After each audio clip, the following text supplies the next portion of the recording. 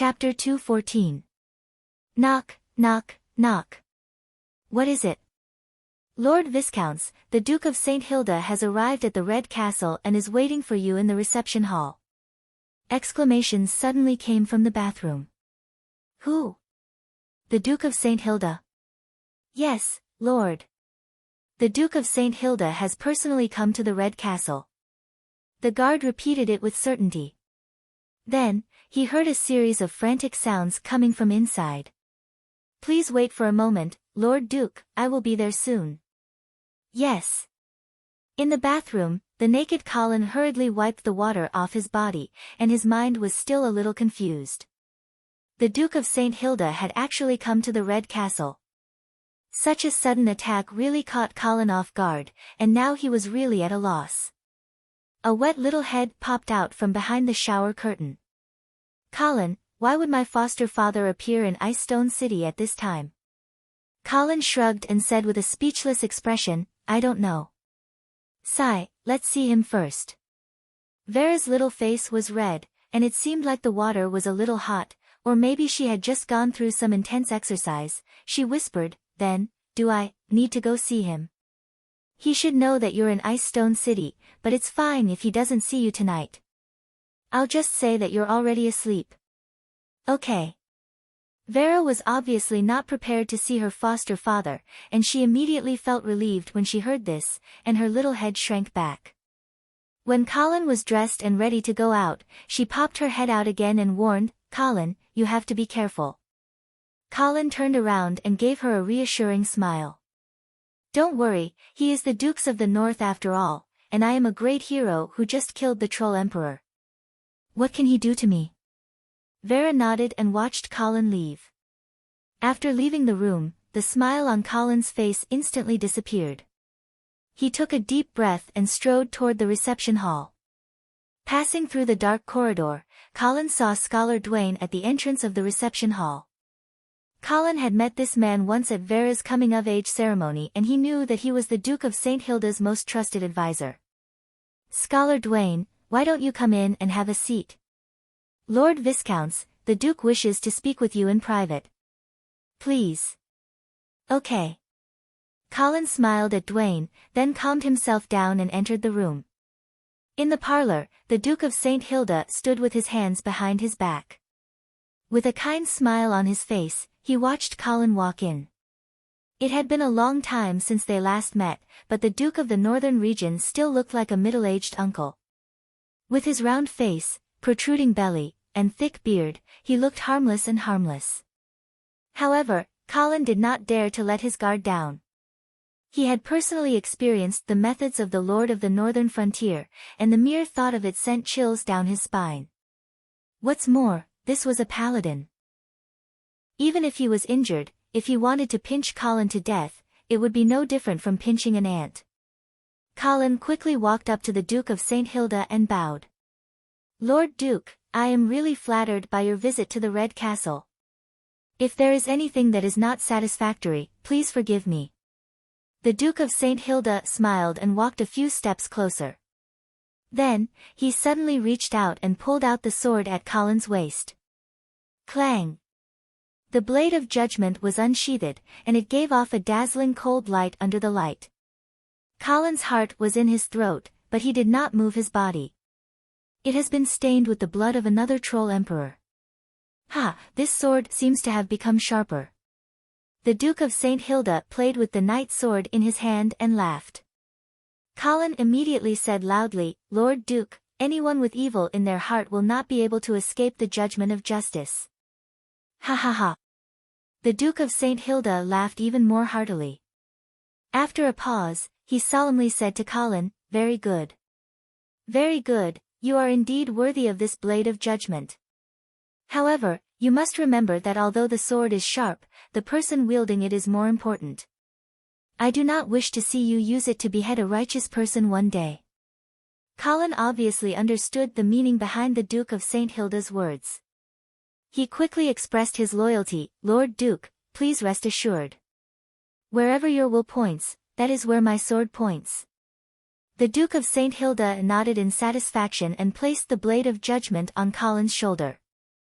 Feeling the sharp blade that was only a few centimeters away from his neck, Colin secretly swallowed his saliva and thought, "Don't tell me I'm going to be promoted again." With Colin's military exploits in the expedition to the giant demon empire, it was not too much to promote him to a count. However, the speed of promotion of the Angeli family was too fast. Within 2 years, he had climbed from a baron to a count. This was probably going to set a new record in the Radiant Empire.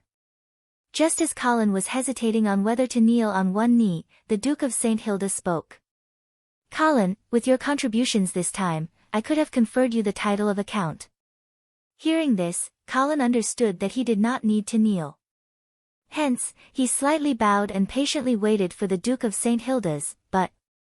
However, the internal strife in the northern frontier has yet to be quelled. Even if I give you a new territory, you will not be able to take it over. Hence, the matter of conferring a title should wait until the end of the rebellion. "Yes, Your Excellency." In the face of the Duke's promise, Colin had no choice but to swallow it. The Duke of St. Hilda's blade of judgment still did not leave Colin's shoulder. He continued, "You don't have to think that I'm being perfunctory. In fact, I already have an idea for your new fief. It's Fallen Eagle City." Colin blinked and cursed in his heart. "Are you trying to encourage me to help you deal with Count Alman?" However, even though he knew that the Duke of St. Hilda was deliberately throwing out bait, Colin could only put on a grateful expression. "Thank you, Your Excellency." "Yes." The Duke of St. Hilda retracted the blade of judgment and put it back into the scabbard. "However, you have made a great contribution this time. If I don't reward you at all, it would be unreasonable. How about this? Haven't you always wanted to marry Vera? I will betroth her to you now." Colin's eyes lit up and he finally said sincerely, "Thank you, Your Excellency, for your grace. I swear that I will do my best to protect Vera for the rest of my life." "Good. The situation at the northern frontier is not stable now. You should get married as soon as possible. Set it for 5 days later. I will host the wedding for you." 5 days? Colin was stunned. He did not expect the Duke to be so anxious. "Why? Is there no time to prepare?" "It is a little rushed, but I will ask the butler to start preparing immediately." Colin knew that since the Duke had proposed to get married within 5 days, he would not give him a chance to object. In fact, he also felt that it was better to get married as soon as possible. He was a man and he did not care much about the wedding ceremony. "Very good." The Duke of St. Hilda patted Colin's shoulder and said in a more intimate tone, "After the wedding, you and I will work together to clean up those clowns." "Yes, Your Excellency." Colin could only nod his head in agreement. However, he was still wary of the Duke who was about to become his father-in-law.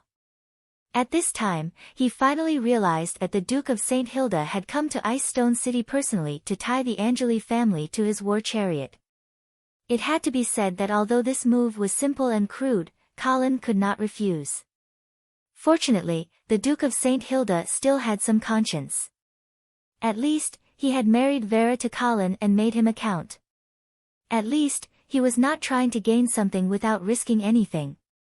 In fact, Colin did not want to see the House of St. Hilda driven out of the northern frontier. However, he was a little afraid of this scheming Duke. If the Duke wanted the Angeli family to fight to the death with the rebel army while he reaped the benefits, then Colin would not foolishly fall for it. "Your Excellency, the Menham family sent people to Ice Stone City a few days ago. It is said that they will soon send troops to the northern frontier." Since it was inevitable that they would board the Duke of St. Hilda's pirate ship, then he did not want to see this ship capsize too early.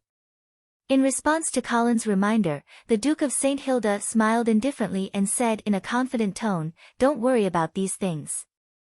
With me here, the northern frontier will not be able to overturn the heavens." For a moment, an unparalleled aura was emitted from the Duke of St. Hilda's body, causing Colin to have the urge to kneel down and worship him. The Duke's blue eyes flashed with a golden light, as if they contained the power to destroy the heavens and earth. Colin felt a stinging pain in his eyes, and tears flowed out uncontrollably. He could no longer raise his head to look at them directly. Colin hurriedly collected his thoughts, lowered his head, and said respectfully, "Yes." Chapter 2:15. The next morning, when Colin walked into the dining room with Vera, they saw that the Duke of St. Hilda was already having breakfast. Scholar Dawn was sitting next to him. "Duke." "Father." "Well, have a seat." The both of them sat down, and the half-elf maid Kathy immediately served the breakfast that had already been prepared. There was grilled steak, fried eggs, chickpeas, strawberries with cream, milk, and wine. No one talked during the entire meal, and there was only the sound of knives and forks colliding with the plates. After breakfast, the Duke of St. Hilda said, "Colin, you can go and prepare for the wedding. Scholar Dawn is also here, so he can help. Vera, walk with me." "Yes." Colin gave Vera a reassuring look before he got up and left the dining room with Scholar Dawn. Vera lowered her head and looked at the silver candlesticks on the dining table, but she did not speak.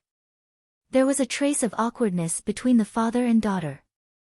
After a long time, the Duke of St. Hilda spoke first. "I heard that Charles unfortunately died in the Battle of the Troll Empire." "Yes." Vera nodded, but she could not help but feel sad. The Duke of St. Hilda was silent for a moment, and then he said with a blank expression, "Where is he buried now?" "He is buried in the military cemetery of the Angeli family." "Take me to see it." "Okay." Vera immediately got up and led the Duke of St. Hilda outside. The cemetery was not far behind the Red Fortress, and the people in this world did not have much taboo about cemeteries. They even felt that it was the closest place to heaven, and they could feel the aura of the god of light there. Therefore, the cemetery was not remote, and there was no gloomy and scary feeling. Charles was buried in the most conspicuous position in the first row of the cemetery, and his full name was engraved on the epitaph, and there was a sentence written by Colin himself. "The one who rests here is a Saint Hilda. He was born for the northern frontier, and he died for the northern frontier." The Duke of St. Hilda looked down at Charles's tombstone, and he was silent for a long time. A few petals were blown by the breeze, and they were like dancing butterflies as they flew past Charles's tombstone. The father and daughter who were silently mourning did not know that the one buried in the tomb was an empty coffin. After a long time, the Duke of St. Hilda raised his head and looked at Vera. Of course, he had already sensed that Vera was alienating him, and he could roughly guess where this estrangement came from. "You hate me," St. Hilda said, making it sound like a statement. Vera was still immersed in mourning her brother's death. She sniffled but didn't say anything. "Do you resent me for marrying you to Silvermoon City?" Vera shook her head. After a moment of silence, she finally asked, "The Savoy family tried to assassinate me in Silvermoon City. Were you the one who ordered them to do so?" "No," the Duke of St. Hilda said firmly. "It was a conspiracy by the St. Thean family."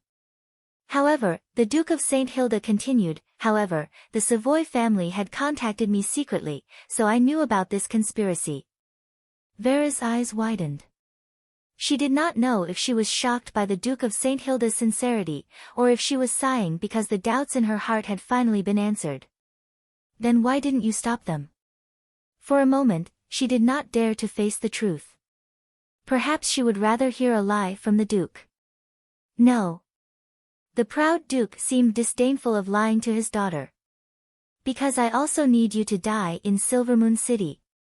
2 lines of tears fell from Vera's eyes. The girl's face instantly turned pale. Her lips trembled, but she could not say anything. The Duke of St. Hilda continued expressionlessly, "Don't resent me. This is the destiny of St. Hilda." He pointed at Charles's epitaph and said in a deep voice, "We were born for the northern frontier, and we will die for the northern frontier. This is our responsibility and obligation. You can't escape from it." Vera cried and shook her head. "No, it shouldn't be like this." "Why not?" St. Hilda's face was solemn. You enjoy the worship of the people of the northern frontier. You live a luxurious life. You receive the glory that the ancestors of Saint Hilda have sacrificed their lives for. You are always the focus of the crowd. Do you really think that these things come without a price? I am willing to bear the responsibility of being a member of Saint Hilda. However, this does not mean that you can use me as a tool to protect your rule over the northern frontier. Rule over the northern frontier? The Duke of Saint Hilda suddenly laughed. Vera, the mission of the House of Saint Hilda is to protect the northern frontier, not to rule over the northern frontier. Before Vera could answer, the Duke of Saint Hilda lifted his shirt. A hideous wound extended from his left shoulder all the way to his right hip. Through this wound, one could clearly see the squirming organs and golden blood inside his body. There were all kinds of cross-shaped charms drawn around the wound. However, such a holy power could only barely prevent the wound from getting worse. Do you see this? This is the price that I have to pay. The Duke of Saint Hilda's face was solemn. 5 years ago, when the troll king Dimedorf challenged me to a duel, did I back down? Last year, when the paladin Prince Otto came to Coldwinter City, did I hide? I can sacrifice my life to protect the northern frontier at any time. You, Charles, Garcia, and all of the Saint Hildas are the same. Perhaps she was frightened by the horrible scene in front of her, but Vera's mouth was wide open and she was speechless for a long time. After the Duke of Saint Hilda put on his shirt again, she slowly shook her head and said firmly, I do not deny your contribution to the northern frontier. However, I will never forgive you for what you have done in the past. I don't need your forgiveness. The Duke of Saint Hilda said coldly, perhaps the Lord of the northern frontier represents the supreme authority and glory in your eyes, but you will never understand what it means to be the Lord of the northern frontier unless you are in the position yourself. Of course, I hope that all of you can live a peaceful and happy life. Unfortunately, since you were born in the house of Saint Hilda, you must be prepared to sacrifice everything, including your life, for the sake of the northern frontier. Vera gently wiped away the tears on her face, and she seemed to have finally calmed down. However, the coldness in her eyes became even more intense. When you sacrifice your life for the northern frontier, that is a sacrifice. However, when you use your authority or conspiracy to force others to sacrifice their lives for the northern frontier, that is a sacrifice. No matter what reason you have, you will never be able to move my heart again. This is the last time that I will sincerely call you father. I do not have the authority nor the ability to judge you. However, the omnipotent God of light will eventually give you a fair judgment for what you have done. After saying these words, Vera floated away, as if she did not want to stay with her adoptive father for another second. The Duke of Saint Hilda stood alone in front of Charles's tombstone for a long time. Finally, he sighed and said softly, "Do you hate me as much as you do?" Of course, there was no response to this question. There was only a gentle breeze blowing past, carrying the Duke's murmuring somewhere. Chapter 2:16. The rapids in May had high waves. The House of Saint Hilda and the House of Saint Theon had invested a total of 300,000 men here, and they were in a tense standoff with the rapids as the boundary. In the past month, both sides had gone through dozens of battles of various sizes, and the entire rapids had become a quagmire of war. However, the situation was still in a stalemate, and it would be difficult to determine a victor. On the north bank of the rapids, in the camp of the Oman family, hundreds of injured soldiers were receiving treatment. Although the cries of pain did not stop, the faces of these soldiers were brimming with smiles. That was because they had just won a battle. Such probing battles happened almost every day, and there were victories and defeats. Of course, the soldiers would definitely hope to win, as only then would they be able to accumulate military merits. The thick and pungent smell of herbs permeated the camp, and the surrounding soldiers were unwilling to come close. Count Oman, however, frowned as he arrived at the camp. Along the way, the soldiers all bowed and greeted him. The Count nodded casually in return. He was not here to comfort the wounded soldiers. This kind of show was not very useful, and it was not his style. Where is Knight Vala? Your Excellency, please come with me. Following the soldier who led the way, Count Oman came to an ordinary tent. Pulling open the curtains, Count Oman walked in. Count. The priest who was treating Vala was slightly shocked, and hurriedly stood up and bowed. No need to be so polite. How is he? Count Oman waved his hand. The priest was a little surprised.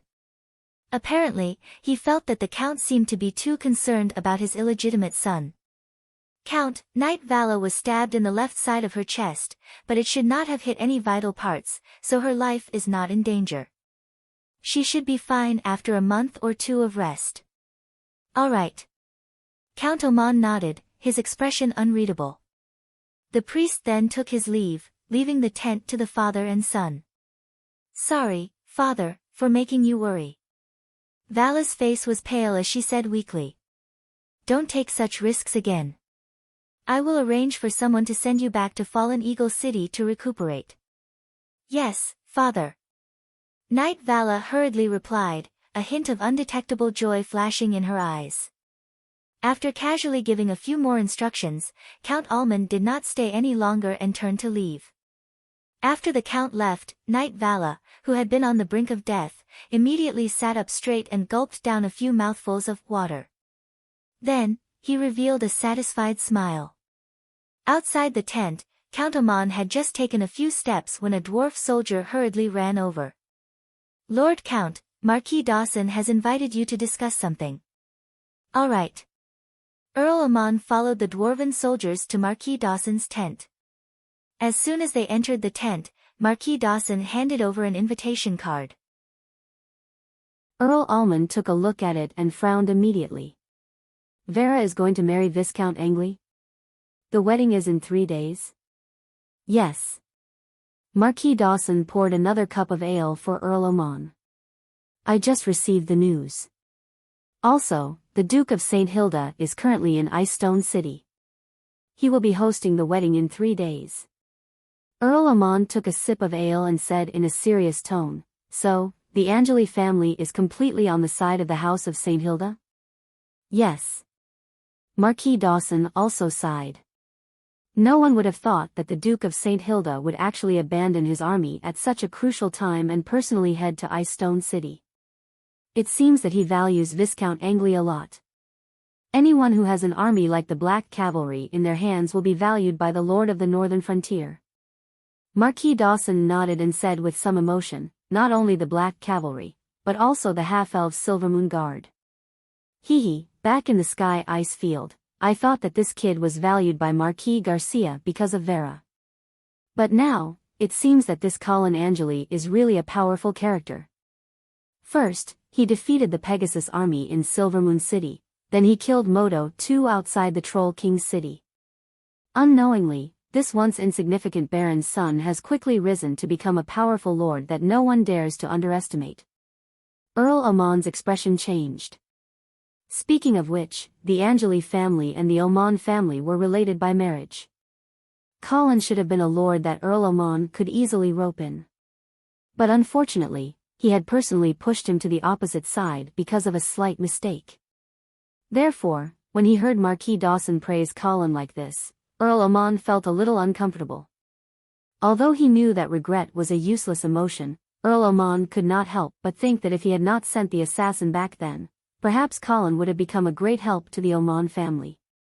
Marquis Dawson looked at the silent Earl Oman and his eyes moved slightly, but he still said in a deep voice, "We have to prevent the Angeli family from joining the battle, so I hope that you can lead the army north and protect the army's retreat. You can't let the Angeli family's army easily come to the battlefield of the Rapids River." Earl Oman heard this and quickly calmed down. He looked at the military map on the wall and thought for a moment, then said, "Then can you deal with the Golden Lion army? With the Rapids River as a natural defense line, it won't be a big problem. And after so many days of fighting, I have a basic understanding of the enemy's fighting style. He is a steady commander. If he can't find the perfect opportunity, he will definitely not launch a large-scale attack. Also, let me tell you a piece of good news. Earl Amon looked at the smile on Marquis Dawson's face and could not help but ask curiously, what good news? The Menham family has already sent out their troops. They have already reached the northern frontier. They will probably reach the Rapids River in about 10 days. Marquis Menham. Earl Amon was shocked, but then he asked with a face full of smiles, so, the San Lorenzo family has already decided to give up the House of St. Hilda? Marquis Dawson smiled and nodded. Then this time, the House of St. Hilda will definitely not be able to escape this calamity. Earl Amon said with an excited expression. But then, he felt an indescribable anger. He actually only knew about such an important matter now. Clearly, the St. Thean family had already excluded him from the core circle. How did Mr. Chung convince Emperor Reinhardt? Earl Amon, who was unwilling to give up, asked tentatively. Marquis Dawson swirled his wine glass and said with a smile, the Menham family will move to the northern frontier. Their original territory will also become the territory of the northern frontier. Earl Amon thought for a moment before understanding what he meant. And then, the dwarves will establish a country? Yes. Marquis Dawson nodded with certainty, his eyes shining with a dazzling light. Earl Amon immediately understood what the San Lorenzo family was planning. This was equivalent to taking away a large territory from the northern frontier. But he still had some doubts. Could these conditions be enough to move Emperor Reinhardt and make him abandon the House of St. Hilda, which was related to him by marriage, and support the St. Thean family, which had a blood feud with the royal family? Are there no other conditions? Earl Amon asked again. I don't know anything else. Marquis Dawson shook his head with a sincere expression. Earl Amon saw that he could not get any more information from him, so he drank the wine in his glass and stood up. All right, I'll lead the army north. I'll leave the Rapids River to you. Ha ha ha, good. Marquis Dawson laughed confidently. When the Menham family army arrives, it will be the day of the Golden Lion Legion's destruction. Chapter 217. As the wedding date approached, the festive atmosphere in Ice Stone City became more and more intense. However, Colin and Vera's wedding this time was still too rushed. Furthermore, the Northern Frontier's rebellion was still ongoing, so the wedding scene would not be particularly grand. The invitations had already been sent out, but with such a short notice, it was estimated that only a few lords nearby would be able to attend the wedding in time. In order to prepare for this wedding, Butler Eamon had been extremely busy these past few days. The tax officer, Quincy, had no choice but to temporarily put down his work to help Eamon relieve the pressure. It was a good thing that Ice Stone City wasn't lacking in labor right now. When the slaves who were deeply grateful to Colin heard that their lord was about to marry Miss Vera, they instantly looked as if they shared the honor and worked even harder. In just 3 to 4 days, hundreds of livestock were slaughtered. Mountains of barley, vegetables, and fruits were also transported to the storage room. Honey, cheese, butter, and of course, barrels of wine were also prepared. On the day of the wedding, the entire city would celebrate and pray for the Lord and his wife together. According to the tradition of the Radiant Empire, the noble's wedding ceremony would be held in the Radiant Church. The Radiant Church of Ice Stone City was located on the east side of the Red Castle. The interior of the church was completely built with marble. The blue and white dome was more than 100 meters high and was supported by 18 huge stone pillars. Now, these stone pillars were covered with festive white garlands. The oil painting depicting the story of the first holy night on the dome was also wiped clean and looked brand new.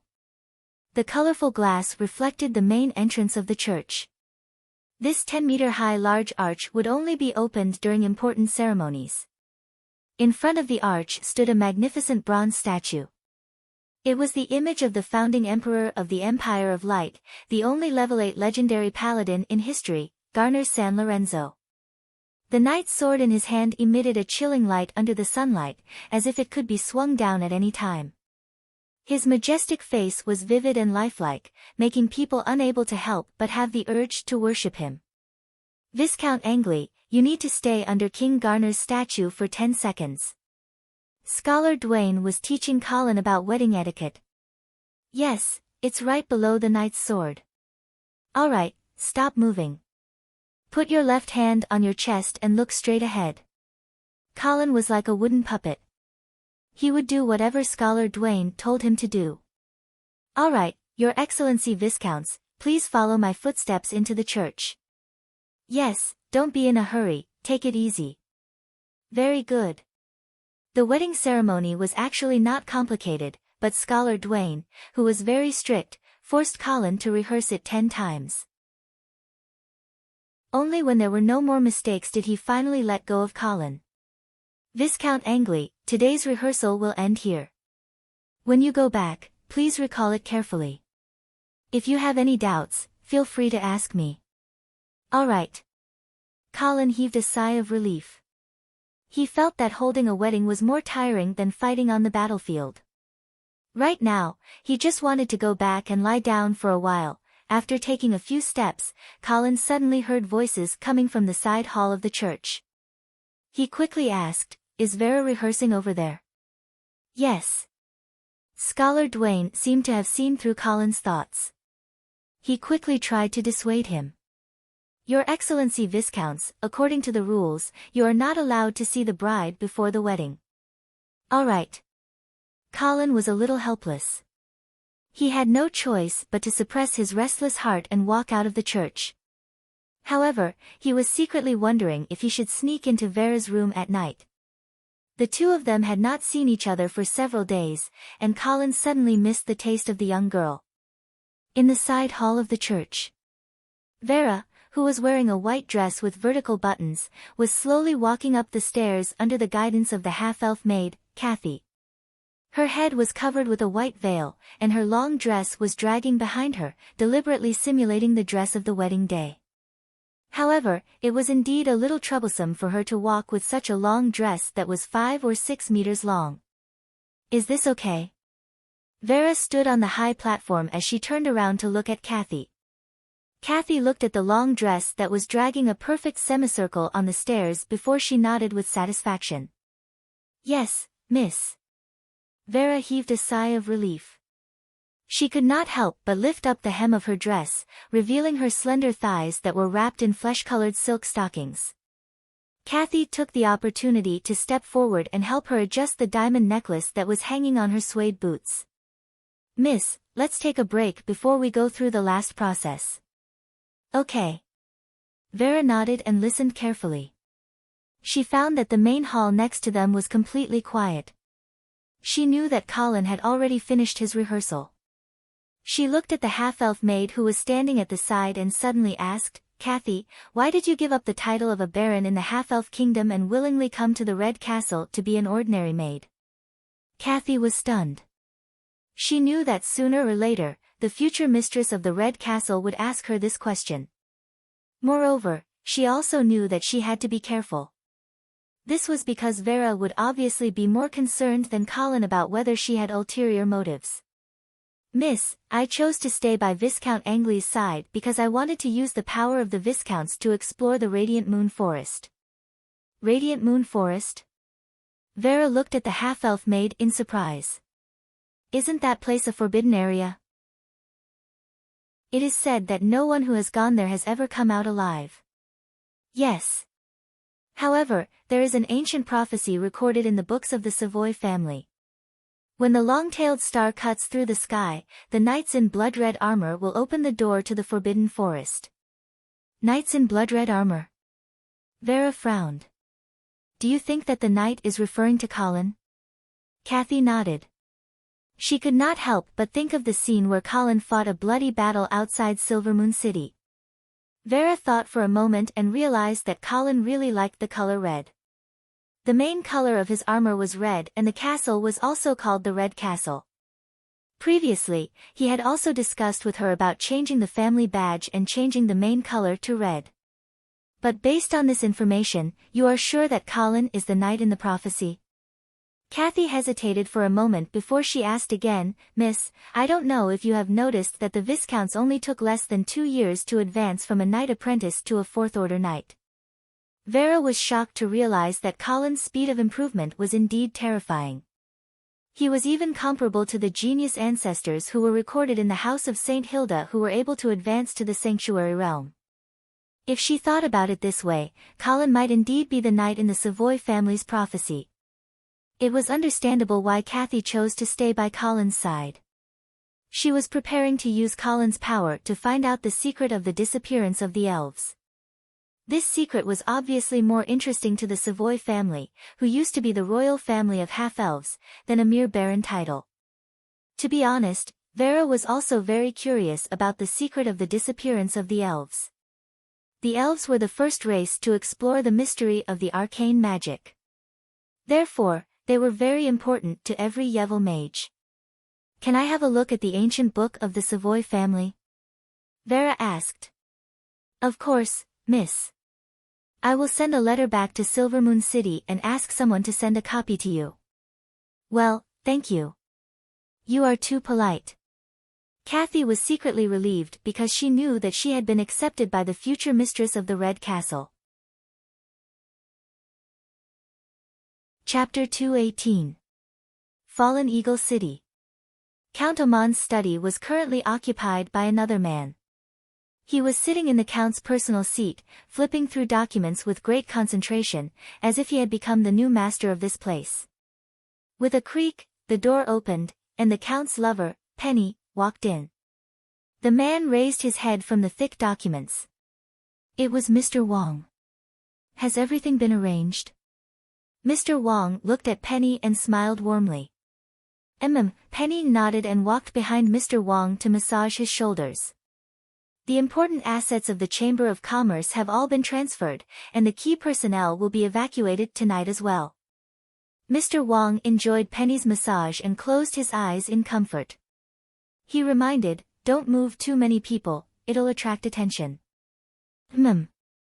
I only notified a few managers in the city and some managers with potential. Also, they are now under strict control and will not have any contact with the outside world. Good. Mr. Wong smiled in satisfaction. Why don't you take one last look at this castle? In the future, you can only search for it in your memories. Penny smiled disdainfully. What's there to miss in such a shabby place? I've tolerated the stinginess of the Oman family for too long. Then what about the Lion's Roar Castle in Winter City? Too monotonous and tasteless. Mr. Wong was amused and asked again, then what about Phoenix Palace? Phoenix Palace is all right. Pan and I looked like she was in a difficult position. Mr. Wong shook his head with a smile, speechless at his sister's ambition. He pointed at a document on the desk and said, have someone wrap it up and send it to Ice Stone City. Consider it my wedding gift to Viscount Angley. Okay. Penny nodded and then said in surprise, if I remember correctly, Viscount Angley's wedding should be tomorrow, right? Yes. Later is later, it's better than nothing. We can't make it seem like the St. Thean family doesn't understand etiquette. Okay. Penny picked up the document on the desk and scanned it. She laughed, aren't you afraid of angering Viscount Angley with a gift like this? Mr. Wong also laughed. No, after tomorrow, he'll thank me. You're right. I'll arrange for someone to send this gift to Ice Stone City. By the way, Mr. Fong called out to Penny who was about to leave and asked, is Viscount Angley's sister still in Fallen Eagle City? No, she hurried over to Ice Stone City the moment she received the news of Viscount Angley's wedding. However, with such a rush, I'm afraid she won't be able to make it in time for the wedding. Yes, she's still useful to us. Did you send someone to keep an eye on her? Of course. Penny nodded and left the study with a smile. As soon as she stepped out of the door, the butler who was waiting outside quickly reported, Madam, Knight Vala has just returned. Vala? Penny frowned. Isn't he at the front lines of the Rapids River? Why is he back now?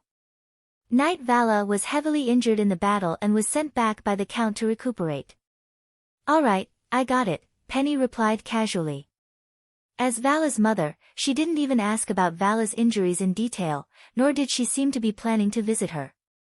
At the entrance of the castle, Knight Vala got off the carriage with the help of his squire. "Knight Vala. Is it really you? What happened to you?" Knight Vala heard a cry of surprise behind him after taking a few steps. Turning around, he saw a fatty with a body full of fat running towards him. Vala recognized that it was one of the stewards of the Tulip Merchant Guild, Oliver. Oliver ran to Vala's side while panting, greeting him with an exaggerated tone, "Sir Knight, you're injured? Ah, this is really too bad. Please allow me to send you back to your room to rest." As he spoke, the fat merchant went up to Vala and pulled her arm over his shoulder, before wrapping his own fat arm around Vala's waist. Vala didn't stop Oliver's overly enthusiastic help. Although he wasn't familiar with this steward of the Tulip Merchant Guild, he knew that Oliver's brother was currently in Icestone City and had been instigated by Colin. That was why Vala thought that Oliver was someone sent by Colin to contact him. "Mr. Oliver, you're too polite." After exchanging a few pleasantries, Vala signaled for his squire to leave and entered the castle with Oliver's help. After entering the room and closing the door, Vala sat by the bed and was about to test if this Oliver was really sent by Colin. However, before he could speak, Oliver spoke first. "Knight Vala, I think something big is about to happen in Fallen Eagle City." Vala's expression changed, clearly not expecting him to say something like that. However, looking at Oliver's anxious eyes, he still asked patiently, "What did you discover?" Oliver hurriedly lowered his voice and said, "Sir Knight, after you left with the Count, Lady Penny began to secretly transfer the assets of the Tulip Merchant Guild. Moreover, all the stewards, including me, are being strictly monitored. Just now, Lady Penny summoned us and said that we have to leave Fallen Eagle City tonight. Moreover, we are not allowed to return home, nor are we allowed to inform anyone of this. That is why I suspect that something big is about to happen here." Vala furrowed his brows, clearly noticing that something was wrong. After some thought, he asked, "Then, did Penny have any other unusual actions during this period?" Oliver nodded and said in a low voice, "Sir Knight, you should know that since the beginning of the year, Madam Penny has been in charge of the Fallen Eagle City's renovation and reinforcement project, right? Most of the construction materials used for this renovation project were purchased from the Tulip Merchant Guild. However, I noticed that there was something wrong with the purchase price of these construction materials." "What's wrong?" "One of the materials is called bluestone fragments, but the price is 5 copper coins per pound." Seeing Vala's blank expression, Oliver knew that he was not sensitive to the price of this stone and hurriedly explained, "Sir Knight, this is already more than 30 times the normal price of bluestone fragments." Only then did Vala come back to his senses. His first reaction was, could someone be using this opportunity to amass wealth? However, he quickly rejected this guess. If it was to amass wealth, they would not have done it so obviously and only increased the price of bluestone fragments. Moreover, they did it so fiercely that it could be seen through at a glance. "What do you think is going on?" Vala asked humbly. Oliver nervously rubbed his hands and whispered, "I suspect that it's not bluestone fragments at all." "Then what is it?" Oliver's voice was trembling. "I went to the construction site and saw that the palms of the laboring slaves were all pitch black. That is why I suspect that it's not bluestone fragments that are used to fill the gaps between the limestone, but coal." "Coal?" Vala's brows were knitted together. "Aren't coal used to make fire and forge weapons? Why do they need to buy so much coal to renovate Fallen Eagle City?" At this point, he was stunned. That was because a terrifying thought flashed through his mind like lightning, causing him to shudder uncontrollably. Chapter 219. The 15th of May was the Empire of Light's annual Easter. Legend had it that on this day, the god of light, who had sacrificed himself for the human race, would be resurrected and bring forth the final judgment. Those who believed in him, followed his teachings, and spread his glory would ascend to heaven, while those who were false, evil, and heretics would fall to hell. Thus, this day was also known as Judgment Day. Ice Stone City appeared peaceful and beautiful under the light of the morning sun. On such a beautiful day, the master of this city was about to hold a grand wedding ceremony. At 8:00 sharp, the knights of the Angeli family were already waiting in front of the church's entrance. They wore full sets of armor and luxurious robes. They held their knight swords in front of them, their gazes firm and their expressions pious. Behind the knights was the church's choir. They all wore white priest robes and chanted hymns. At the same time, purple irises floated in the air. Dong dong dong. Amidst the melodious sound of the bell, the church's door slowly opened. The faceless statue of the god of light could be seen clearly in the main hall, as if it was watching everything in front of it. The first batch of guests were nobles from the half-elf kingdom.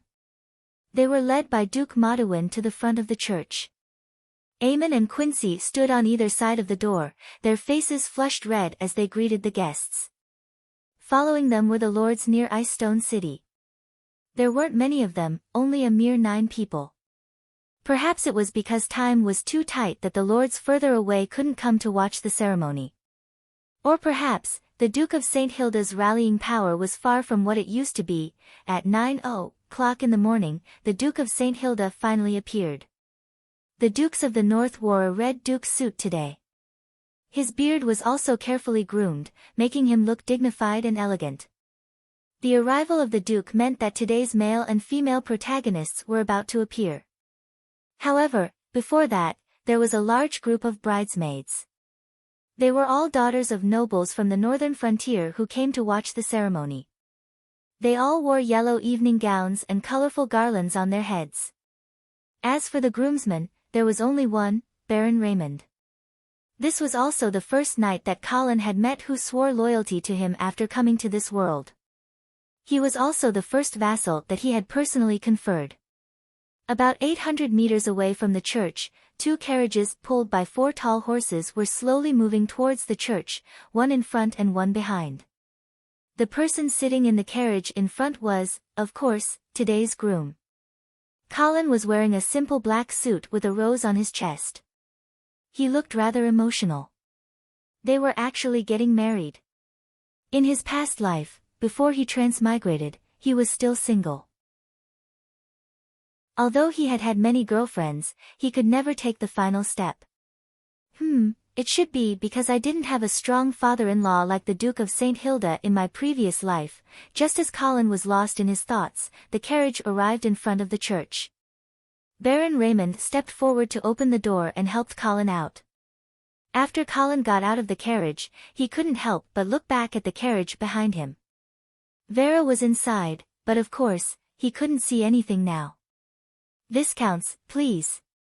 Baron Raymond thought that Colin had forgotten the procedure, so he quickly reminded him. Colin smiled and followed Raymond into the church. As soon as he stepped through the church door and stepped on the long red carpet, the wedding march started playing. At this time, the Duke of St. Hilda also came to the back of the carriage and opened the door. Today's focus, Vera, finally appeared in front of everyone's eyes. She was wearing a pure white veil and an ivory wedding dress made of silk. The 5-meter-long dress was spread out with layers of lace, and the silver crystals on the hem of the dress formed a beautiful arc. Purple irises and sparkling diamonds covered the upper and lower layers of the wedding dress. The delicate and simple elements made it a perfect blend of low-key and luxurious. The beautiful arc of the tube top made her slender waist look very slim, and half of her shoulders were exposed. There was a pure emerald on her chest that exuded a faint halo, and the same color gemstone earrings swayed slowly with her movements. The only strange thing was that Vera only wore one of her earrings, and the other one was empty. However, the people present didn't notice this detail. Most of them were already fascinated by this girl who looked like an angel descending to earth. Her snow-white skin looked even more delicate in the ivory wedding dress. She was wearing a pair of white lace gloves, and she was gently holding the Duke of St. Hilda's arm as she slowly walked towards the church door. As she walked, her slender legs were tightly wrapped in white lace stockings, and her milky white high heels inlaid with fine diamonds sparkled. There were also 2 white gold and diamond chains tied around her delicate ankles, and they added more moving details to the sexy and soft lines of her beautiful legs. The Duke of St. Hilda held Vera's hand as they walked along the red carpet into the magnificent main hall of the church. When they arrived in front of Colin, the Duke of St. Hilda looked at the young man's face with a trace of emotion and nostalgia. He stopped, turned around, and said to Vera, who was dressed up, "My daughter, father will accompany you to this point." Vera stared at the Duke, but she didn't say anything. The thin veil couldn't completely cover her expression, but the Duke couldn't find any trace of reluctance on her face. He sighed secretly and finally put Vera's hand in Colin's hand. He then turned around and walked down the stage. There was a warm applause in the church, but such a lively atmosphere made the Duke of St. Hilda look even more lonely. His eldest son and second son had already passed away, his younger brother was defeated and captured, and his younger sister was already married. Now, Vera was also about to leave him. The Duke of St. Hilda, who was known as the Lord of the Northern Frontier, was about to become a lonely man. Colin's eyes stayed on the Duke's back for a few seconds before he immediately looked away. He could feel the Duke's loneliness, but he didn't feel any pity for him. People who only had themselves to blame did not deserve any sympathy. A thin middle-aged man wearing a white priest's robe walked in between Colin and Vera. His name was Beth, and he was the new bishop of Ice Stone City after the emeritus bishop left. Bishop Perth's gentle voice echoed in his ears, "Colin Angeli, in poverty, in sickness, in pain, in wealth, in health, in happiness, in poverty, in sickness, in pain, in wealth, in health, in happiness, will you stay by Vera St. Hilda's side and protect her forever?" "I am willing," Colin replied sincerely as he looked into Vera's eyes. "Vera St. Hilda, no matter if you are poor or sick, are you willing to stay by Colin Angeli's side and stay by his side for the rest of your life?" "I do." Vera's eyes were sparkling with tears as she made a serious vow. "In the name of the God of Light, I officially declare you husband and wife. May the light of the Lord illuminate your future path." Now, the bride and groom can exchange rings. A 4 or 5-year-old boy ran up and handed the ring box to the newcomers. However, Colin did not take the box from the boy's hands. Instead, he took out a sapphire earring from his chest pocket. When Vera saw the earring, she could no longer control her emotions. She had mixed feelings and 2 streams of tears flowed down her cheeks. Colin smiled gently as he lifted Vera's veil.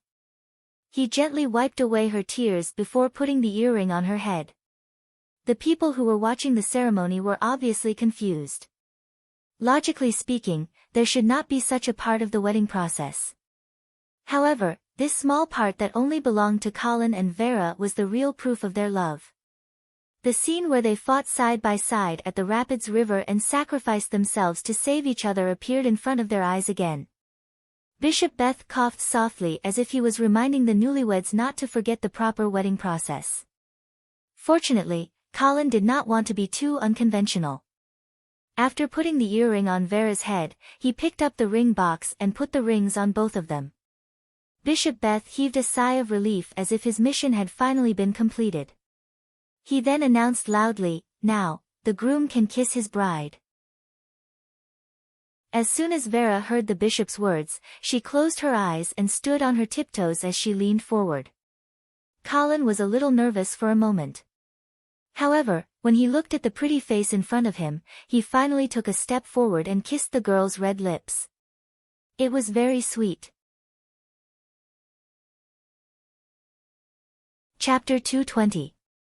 Fallen Eagle City. Vala knocked on the door of a house in the west of the city. Not long after, a middle-aged woman opened the door and walked out. She obviously recognized Vala and quickly bowed. "Good day, Knight Vala. Is there anything I can help you with?" "Good day, Madam Oliver. Your husband has asked me to deliver a letter to you." Vala handed over a letter as she spoke. Madame Oliver quickly thanked her and took the letter, reading it carefully. Her husband had not returned home for more than a month.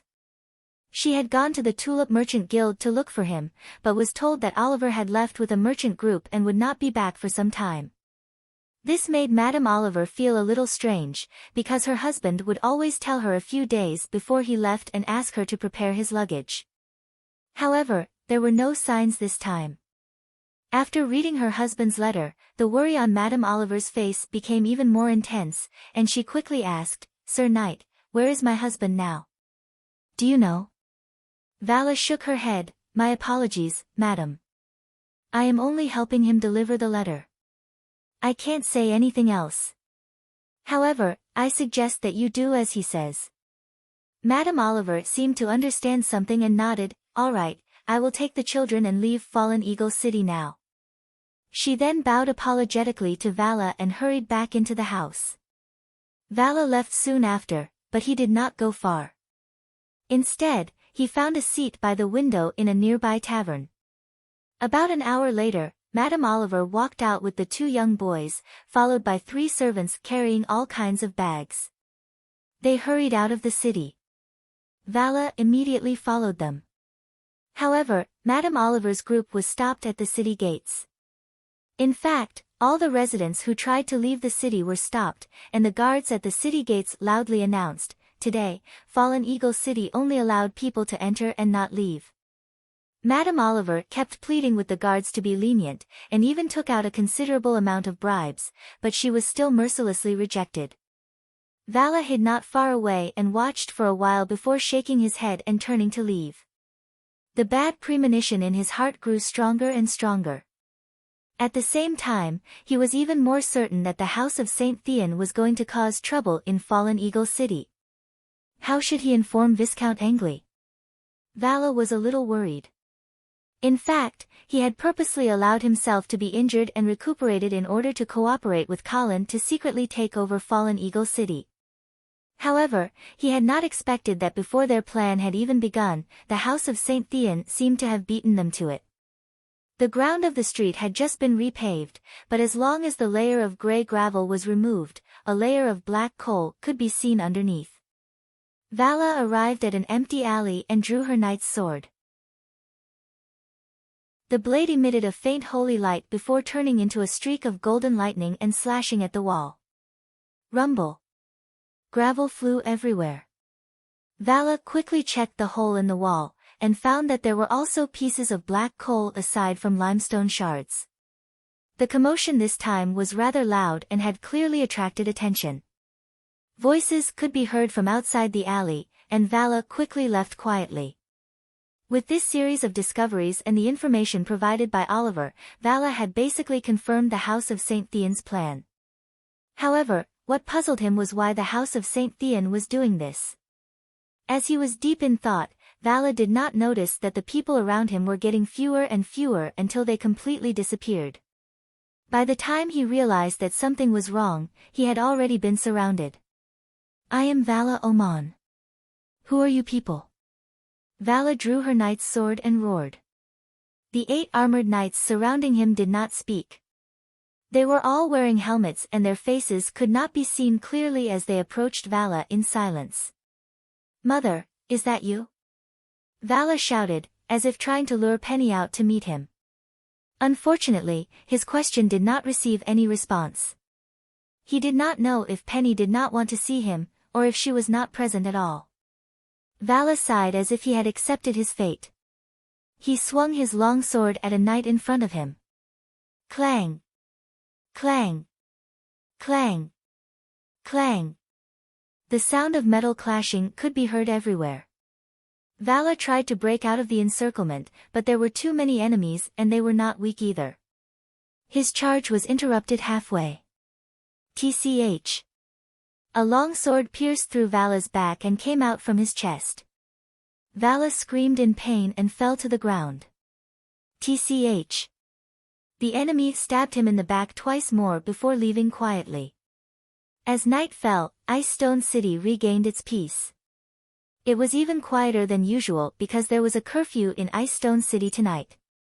The residents grumbled for a bit before they could only obediently hide in their homes and go to bed early. However, they did not sleep for long before many people were woken up by the heat. They touched their faces and bodies and realized that they were covered in sweat. They looked out of the window. It was still pitch black, but there seemed to be some light flickering. Why was the spring night in the northern frontier so hot? Oliver's wife was also woken up by the heat. The child beside her was crying non-stop, asking for water. She could only get out of bed to get some water, but when she stepped barefoot on the ground, she realized that the ground was actually a little hot. Just as she was feeling puzzled, she vaguely heard a commotion outside. Oliver's wife did not want to be nosy at first, but a servant suddenly rushed over and shouted, "Madam, madam, it's bad. The house next door is on fire." Oliver's wife was stunned for a moment before she ordered, "Then why aren't you going to help put out the fire?" "Yes, yes." Oliver's wife furrowed her brows, but did not take it to heart. However, the fire quickly grew bigger and bigger, gradually showing signs of going out of control. Moreover, Oliver's wife saw that many places in the city were on fire, and she could vaguely see thick smoke rising into the sky. More and more residents ran out of their houses naked, shouting on the streets. They did not even care about the curfew anymore. The soldiers also did not care about the residents who were running around and shouting, and they all joined the crowd to put out the fire. However, not only was the fire in the city not put out, it was burning even more fiercely. Buckets after buckets of water were poured down, turning into steam after a few sizzling sounds, and the places that had just been put out were still burning red, as if they could not be put out at all. The house of Saint Theon wants to burn down Fallen Eagle City. Everyone, follow me out of the city. Knight Vala, who was already dead, suddenly stood up and shouted at the crowd. However, his call did not receive much response. The residents of the city found it hard to believe such terrifying words. Moreover, their belongings were all in the city, and they would not be willing to give it up unless they had no other choice. Vala shouted as he ran, but there were only a few people who were willing to follow him out of the city. In just a short while, the fire in the city had become even fiercer and fiercer. Red flames constantly emerged from the ground and shot up into the sky. The flames shot higher and higher, and the originally weak circle of fire became a sea of fire in the blink of an eye. It was only then that most of the citizens realized that something was wrong, and finally began to believe Vala's words. More and more people followed him out of the city. However, when they reached the city gates, they were shocked to find that the walls of Fallen Eagle City had already turned into a wall of fire. Vala tried to continue forward, but he was forced back by the intense fire and choking smoke after a few steps. Something was wrong. Vala immediately realized that if it was just coal, the fire would not have spread so quickly. After all, it was not that simple to make coal burn, and the fire in the city must have been affected by something else. If Vala could fly up to the sky and look down, she would discover that the flames rising from Fallen Eagle City had gradually spread into fire dragons. These fire dragons intertwined with each other and gradually formed the pattern of an extremely profound arcane array. The center of the formation was where the Oman family's castle was. There was not a single trace of fire there, and only a lone figure wearing a mage robe stood at the highest point of the castle, holding a dagger in his hand as he chanted. The raging flames illuminated his face, and it was Mr. Chong. The raging flames in the city illuminated the night sky as if it was daytime. Screams of agony could be heard, and the smell of burnt meat wafted in the air. This hellish scene did not move Mr. Chong at all, and he slowly raised the dagger in his hand. Asterisk whoosh. Asterisk he gouged out his left eye. Chapter 221. Ice Stone City. After nightfall, the banquet hall of the Red Castle gradually became lively. The newly married viscounts would be hosting a banquet for all the guests who had come to attend the wedding. The luxurious hall of more than 600 square meters was paved with red paulownia wood. Two long oak tables were placed on both sides of the hall, with all kinds of fine wine and delicacies on them. The well-dressed attendants stood beside the long tables like statues, ready to serve the guests at any time. However, very few people came here to eat. Even if they did, they would only try a little. It was rude to eat and drink in such an occasion. The guests in the hall were divided into two groups. The beautiful and charming ladies were gathered in the resting area on the left, and they would occasionally let out bell-like laughter. A young girl who looked no more than 15 years old became the target of the ladies' teasing. This was because she was the one who had received the flowers that Vera had thrown to her during the day. This meant that she had received the bride's blessing and was about to become the next lucky person to get married. The young girl's face was as red as a ripe apple, and it was unknown whether she was shy or excited. The well-dressed gentlemen were gathered on the right side of the hall. They gathered in twos and threes, holding a glass of champagne in their hands as they chatted amiably. It was unknown how much consensus and tacit understanding they had reached, or how many schemes they had conspired against each other. Among these male nobles, there was an obvious core, the Duke of St. Hilda. He just stood there quietly, taking small sips of the champagne in his glass. Although he did not say anything, the surrounding nobles still took turns to greet him. If they received a few words of praise from the Duke, they would immediately become drunk, and their faces would turn red with excitement. However, the Duke of St. Hilda was of noble status, and the nobles did not dare to disturb him too much. After a few words, they tactfully left. Thus, Scholar Duane became the target of everyone's conversation. The topic of discussion naturally could not stray away from the current chaotic situation on the northern frontier. Those who were able to attend this wedding were definitely vassals loyal to the Duke of St. Hilda. At this moment, they were all wantonly attacking the St. Thean family, the Oman family, and the Dawson family, as if they could not wait to immediately lead their troops to the battlefield and kill these traitors of the northern frontier. Scholar Duane chuckled as he dealt with the suzerains, feeling rather disdainful in his heart. After the Great Purge last year, the powerful forces among the lords of the northern frontier were basically wiped out. At this time, the nobles in front of him were basically new lords who had just been enfeoffed not long ago. The army in their hands was too weak. Not to mention the Duke of St. Hilda, even Scholar Duane looked down on them. What the Duke truly valued was still the Angeli family's army.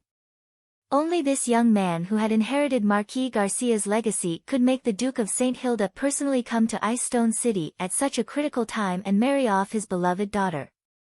Of course, even though Scholar Duane was disdainful of the nobles who came forward, he still had to put on a front. While dealing with the nobles, he was also secretly observing the Duke of St. Hilda. Then, Scholar Dawn keenly noticed that the Duke seemed a little absent-minded tonight. Just as the atmosphere of the banquet was getting more and more lively, Colin and Vera finally appeared in a new set of clothes. Colin had changed into a red and black Viscount suit with a delicate rose pinned to his chest. He looked elegant and handsome. Vera had also changed out of her wedding dress, which was inconvenient for her to walk around in. She had put on a white, low-cut, backless dress. Her blonde hair was tied up into a bun, and her blue eyes were clear and bright.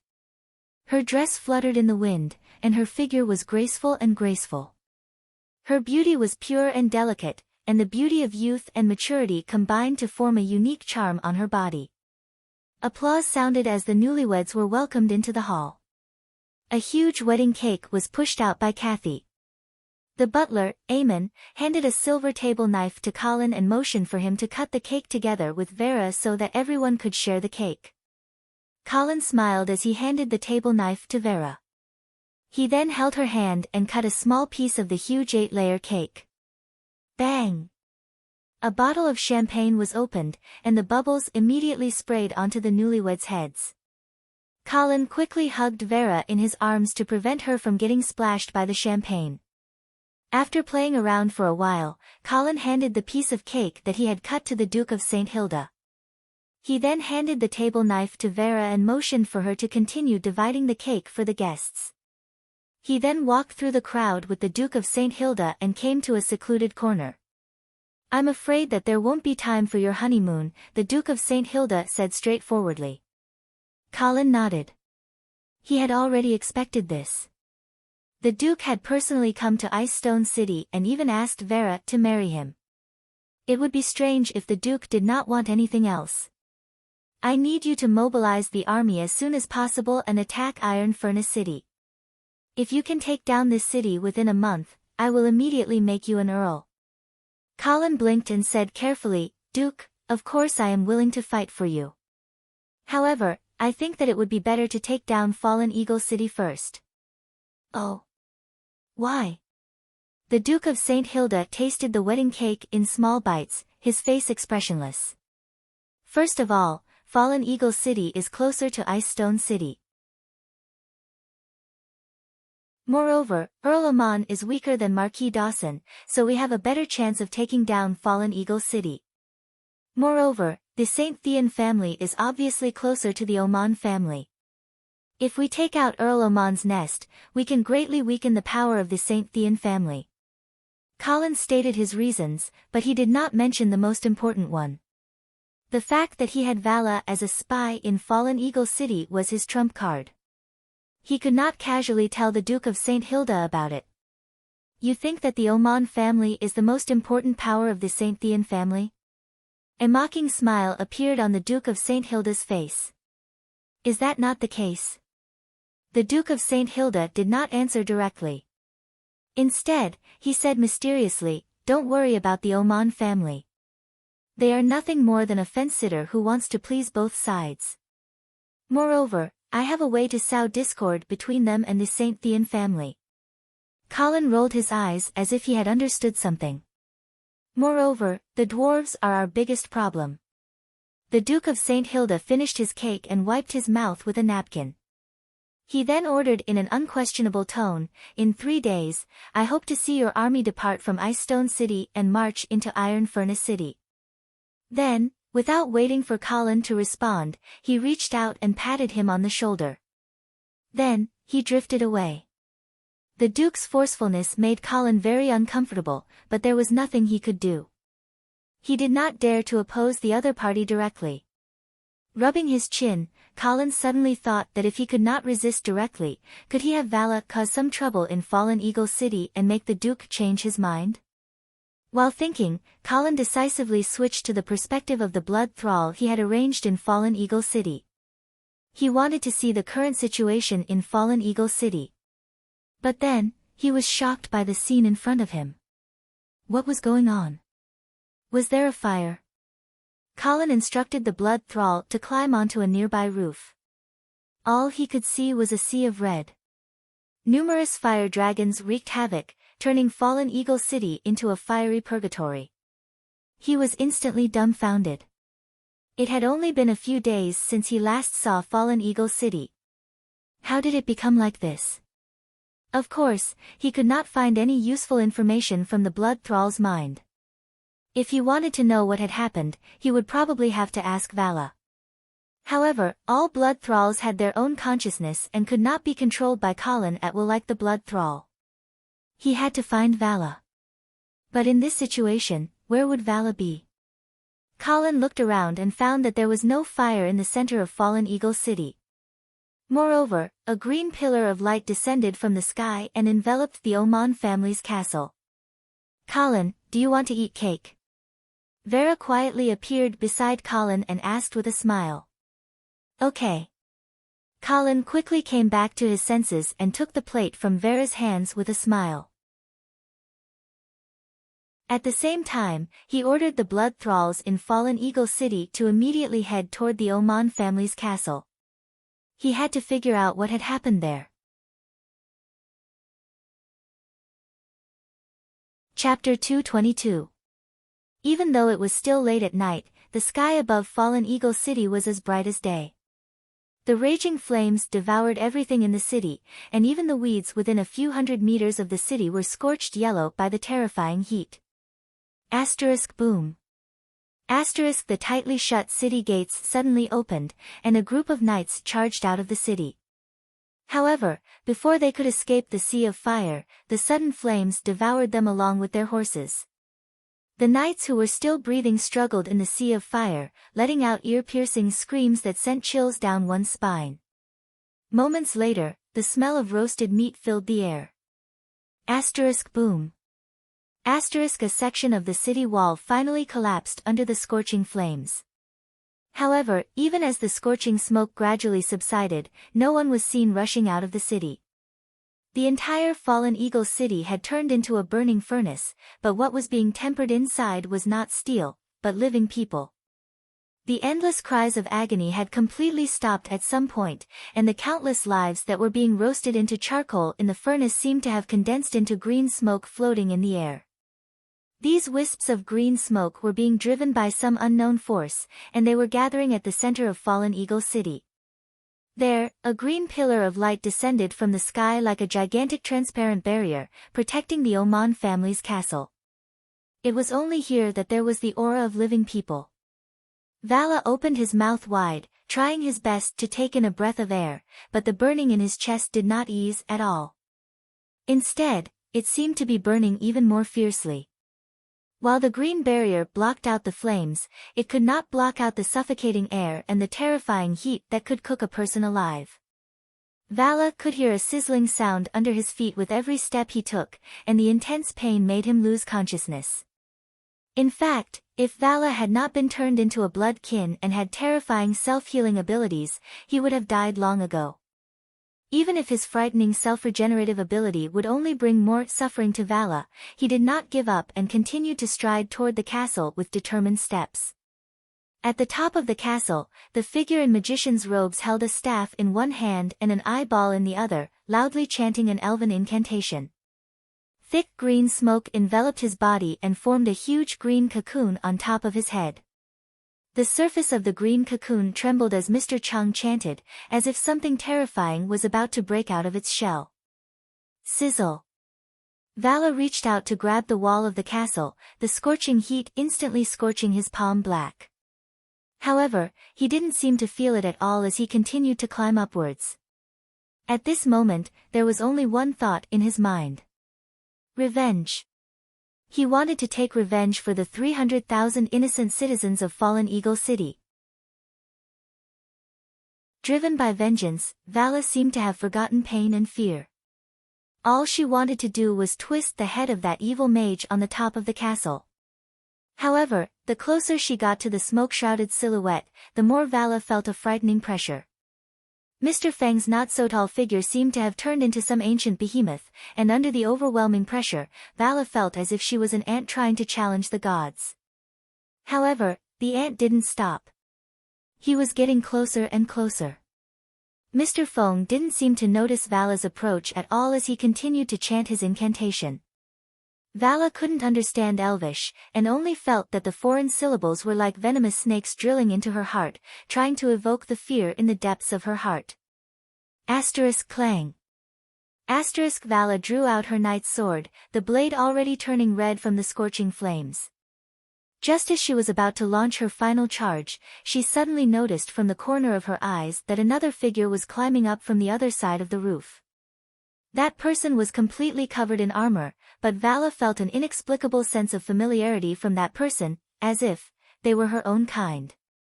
While the two knights were still in a daze, Mr. Chang's incantation seemed to have reached the final stage. He suddenly raised his left hand and crushed the strange eyeball. He shouted, "Let's go! Duke of St. Hilda, receive your judgment!"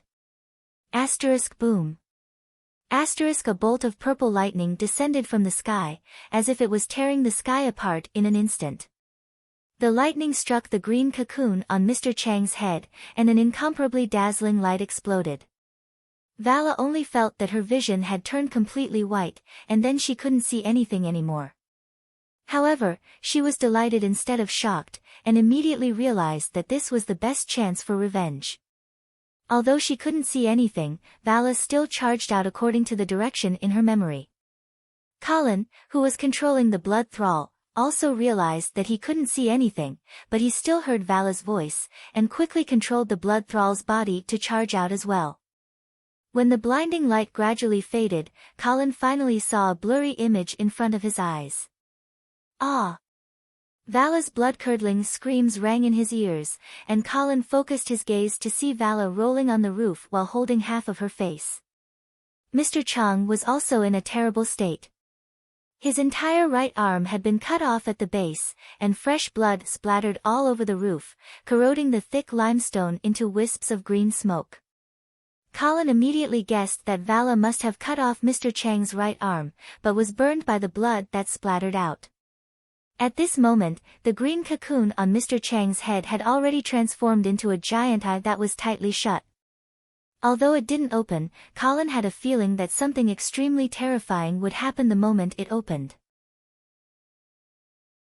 Colin hurriedly controlled the blood thrall to swing its sword at Mr. Chang's neck. At this moment, Mr. Chang's right arm had been cut off, and his left arm was raised high above his head, as if supporting the giant eye. It seemed that his spell wasn't complete yet. Facing the long sword that swung at him again, a hint of despair appeared in Mr. Chang's eyes. However, the long sword stopped at the last moment. That was because Colin suddenly remembered what Mr. Chang had shouted in the common language earlier. The Duke of St. Hilda. Judgment? That was why he hesitated. Boom. Another bolt of lightning flashed, and Colin's vision turned white once again. In that instant, it was as if he had completely lost contact with the blood thrall. When he could see the situation in Fallen Eagle City clearly again, Colin was shocked to discover that the giant green eye above Mr. Chang's head had already disappeared, and he didn't know where it had gone. Ha ha ha ha! Mr. Chang looked up at the sky and finally laughed wildly. He then turned his head to look at the blood thrall that Colin was controlling. A trace of doubt flashed in his eyes, but he didn't stop chanting at all. Boom. Colin only saw a flash of fire in front of his eyes, and then he was completely enveloped by darkness. Colin, what's wrong? When he came back to his senses, he saw Vera looking at him with a worried expression. I'm fine. Colin smiled as he patted his beloved wife's hand. He then tried to contact the blood thrall in Fallen Eagle City, but he didn't get any response. It seemed that Mr. Chang had killed it. However, he didn't regret it. Instead, he immediately looked for the Duke of St. Hilda in the banquet hall. Almost at the same time, the Duke of St. Hilda also looked at Colin and said with a smile, "It's getting late. Shouldn't we announce the end of the banquet so that the two newlyweds can spend the night together?" Everyone in the banquet hall burst into laughter and nodded in agreement. Colin also laughed and said, "Your Excellency, please announce the end of the banquet." Okay. The Duke of St. Hilda nodded and said, "Thank you all." Suddenly, the sound in the banquet hall disappeared. Everyone saw the Duke of St. Hilda's mouth opening and closing, but they couldn't hear anything. It was as if he had been dragged into another time and space by some mysterious force, and only an illusory projection was left in his original place. Colin's heart trembled, and he immediately held Vera's hand tightly. Then, he felt a gaze above his head. It was a gaze that seemed to be projected from a higher level of life, and it had a terrifying power that made him shudder. Colin subconsciously looked up at the sky. Although there were layers of obstacles, he could still see the familiar huge green eye, which was suspended above the red fortress at this time. In the next moment, the green eye opened. Colin's vision was once again white, and he couldn't see anything. At this moment, his vision, hearing, smell, taste, and touch had all disappeared. It was as if he had also been banished to a pale and empty space, and he was completely disconnected from the world. It felt as if only a moment had passed, but it also felt as if thousands of years had passed. Colin finally felt Vera's warmth again, and he could smell the familiar fragrance in his nose. He greedily took a deep breath, and then looked at the Duke of St. Hilda with a lingering fear.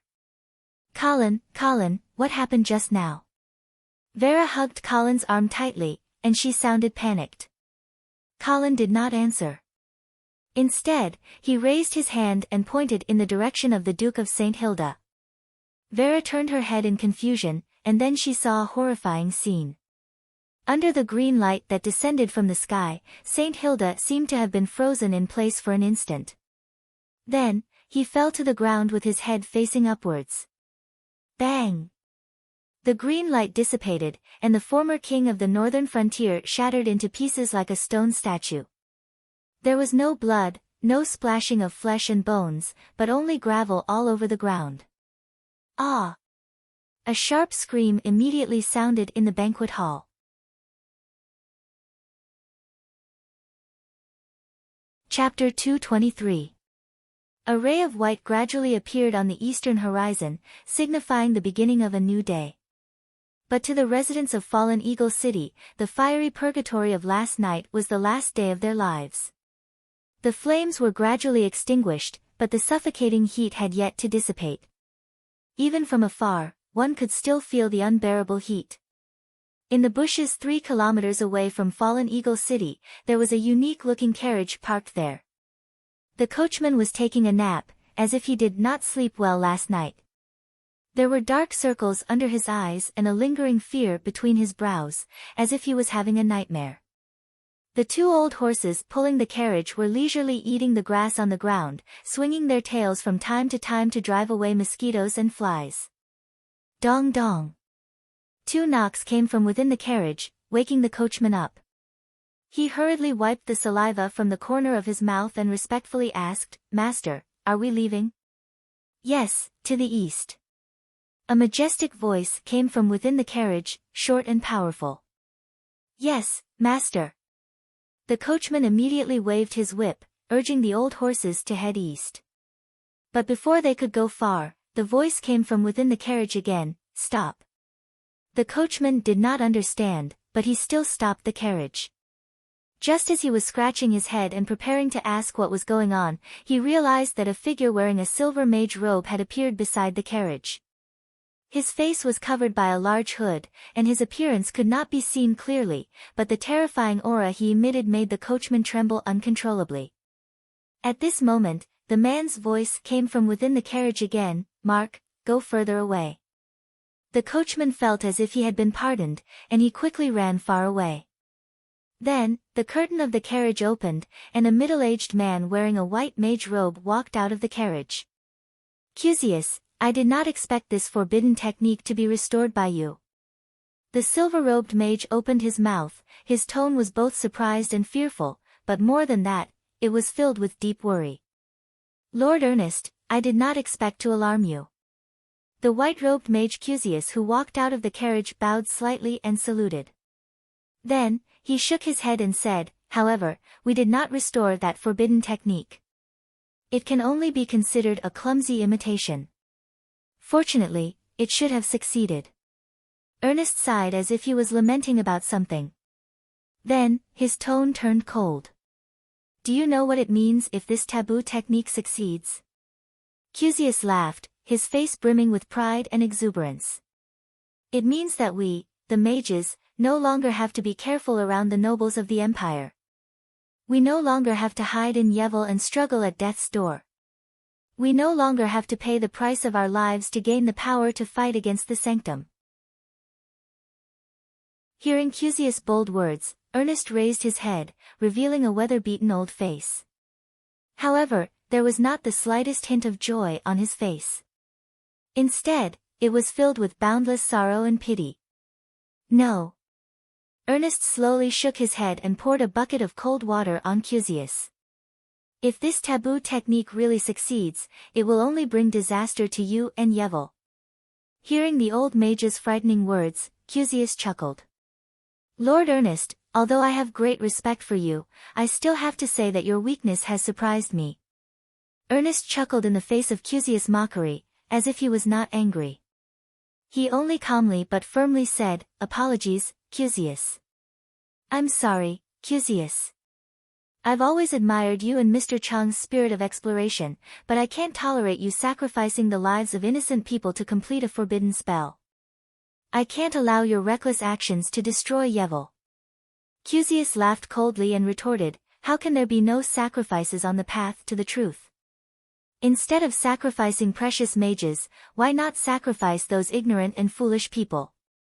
As for Yevel, Lord Ernest, your weakness is the true reason for its gradual decline and even extinction.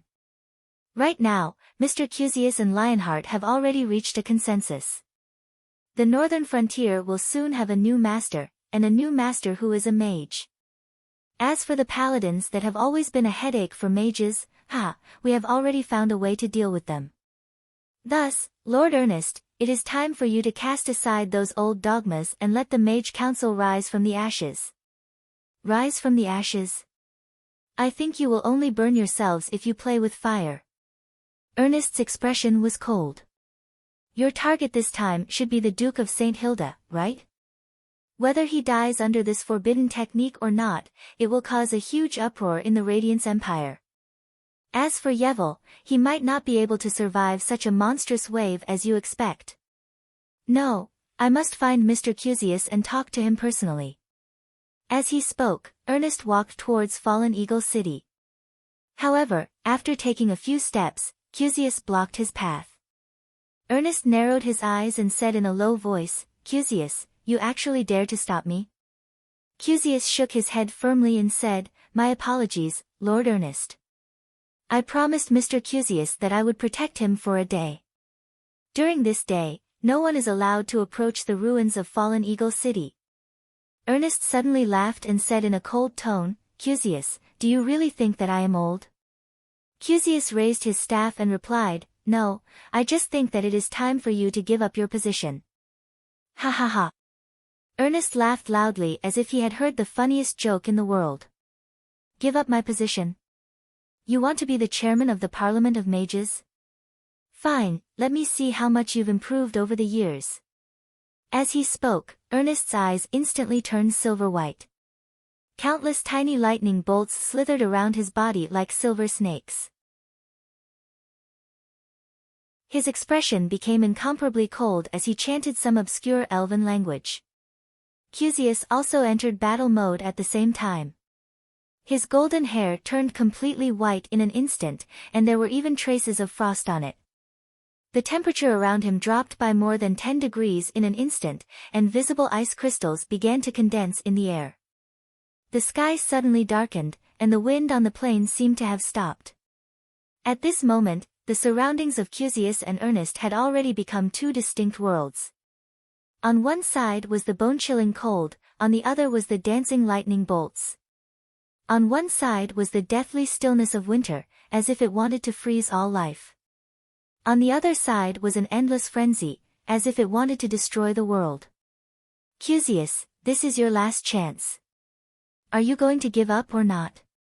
Lord Ernest, the world has changed. You are already outdated. Arrogant. With a loud shout, countless lightning bolts as thick as pythons twisted their bodies and blasted towards Cusius at a speed that was hard to see with the naked eye.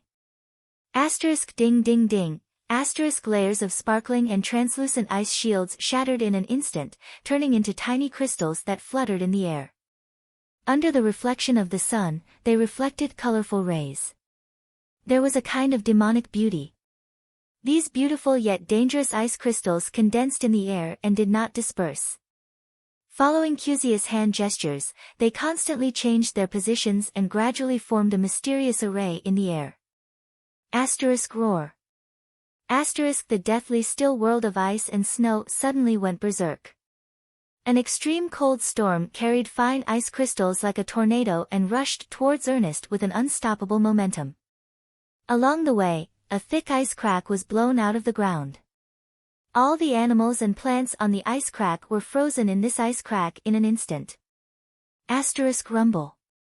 Asterisk a huge shockwave, along with ice and lightning, quickly spread out in all directions. Although Coachman Mark had already hidden far away, he was still affected by the aftershocks. His body trembled and he fainted instantly.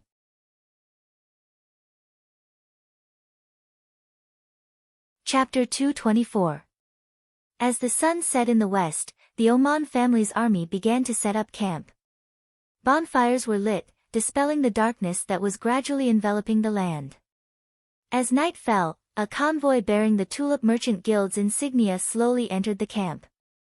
Penny lifted the curtain of the carriage and asked a knight who came up to greet her, where is the Count? The knight bowed slightly and replied, Madam Penny, please follow me. Penny got off the carriage and followed the knight to a tent in the center of the camp. Why are you here? Earl Oman looked at Penny, who had just walked in. He was slightly surprised. Penny smiled sweetly, What? Am I not welcome? Not at all. It's just that I'm a little worried when you're not in Fallen Eagle City. Penny stepped forward and gently poured a cup of tea for Oman. Don't worry, there are 30,000 soldiers in the city. Besides, isn't Vala here too? Count Oman nodded. How's Vala's injury? I've seen it myself. It's nothing serious. She'll be fine after resting for a while. Just as the two were talking, they saw Viscount Lawrence excitedly walk in. Father, I heard that mother is here. Count Oman glared at his son and scolded, Keep your voice down. Viscount Lawrence smiled carelessly, Don't worry, father. I've already sent the guards away. No one will hear. Penny looked at her son dotingly and smiled, It won't be long before Lawrence can openly call me mother. Count Oman was a little helpless, but he did not want to go against his wife's wishes. He nodded vaguely and asked, Why did you come to the camp to look for me? Penny rolled her eyes at the Count, Can't I come to see you if there's nothing? As she spoke, she picked up the tea she had just poured and handed it to Count Oman. Count Oman took the teacup but did not drink it immediately. Instead, he looked at his lover and smiled, Of course not. I just feel that with your personality, you wouldn't have come so far to find me if there wasn't something. Penny glanced at the Count. Seeing that his expression was normal, she said, There is indeed something going on.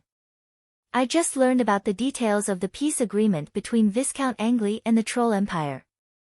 As she spoke, she handed a letter to the Count. According to this agreement, the Angeli family will definitely rise to power in the future and become the most powerful force in the northeast of the northern frontier. Therefore, my brother suggests that you plan as soon as possible and eliminate the threat in the bud. Earl Oman received the letter, frowning as he read it.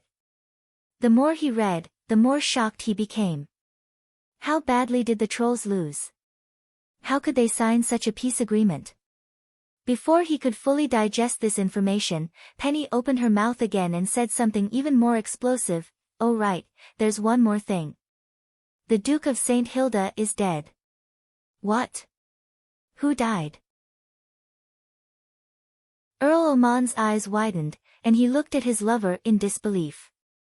At this moment, a silver light pierced towards Count Aldman's back. Ka. However, it was as if Count Aldman had eyes on the back of his head. In an instant, he grabbed the attacker's wrist with lightning speed. The tent fell silent. Only the letter floated down slowly, falling into the bonfire and igniting a flame. Count Aldman slowly turned his head, looking at the attacker behind him. His expression was extremely complicated, and his voice was filled with disbelief and pain. Lawrence. You actually want to kill me? Viscount Lawrence clearly did not expect Count Aldman to be so vigilant in such a situation. For a moment, he did not know what expression to make. You. Are you my son? Count Aldman asked, trembling. At the same time, he tipped over the teacup in his left hand, allowing the tea to drip onto the ground with an ear-piercing sizzling sound. There was even a puff of smoke. There was poison in the water. Count Aldman turned his head again, looking at Penny. However, he did not question her about the poison. Instead, he asked, Is he my son? Penny's lips trembled, but she did not answer Count Aldman's question. Instead, she quickly chanted an elven incantation. She was also a magus. You're courting death. Count Aldman roared, sending Viscount Lawrence flying with a kick.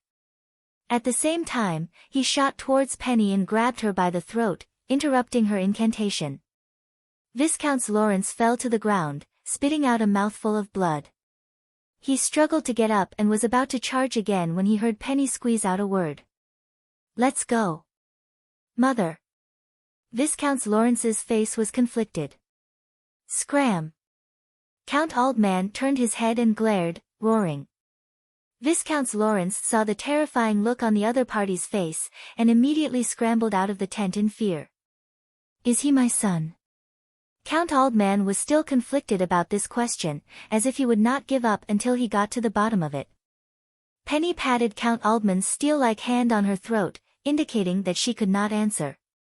Only then did Count Aldman let go, staring at his lover expressionlessly.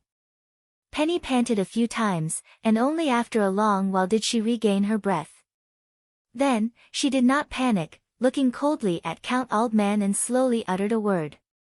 No. Slut.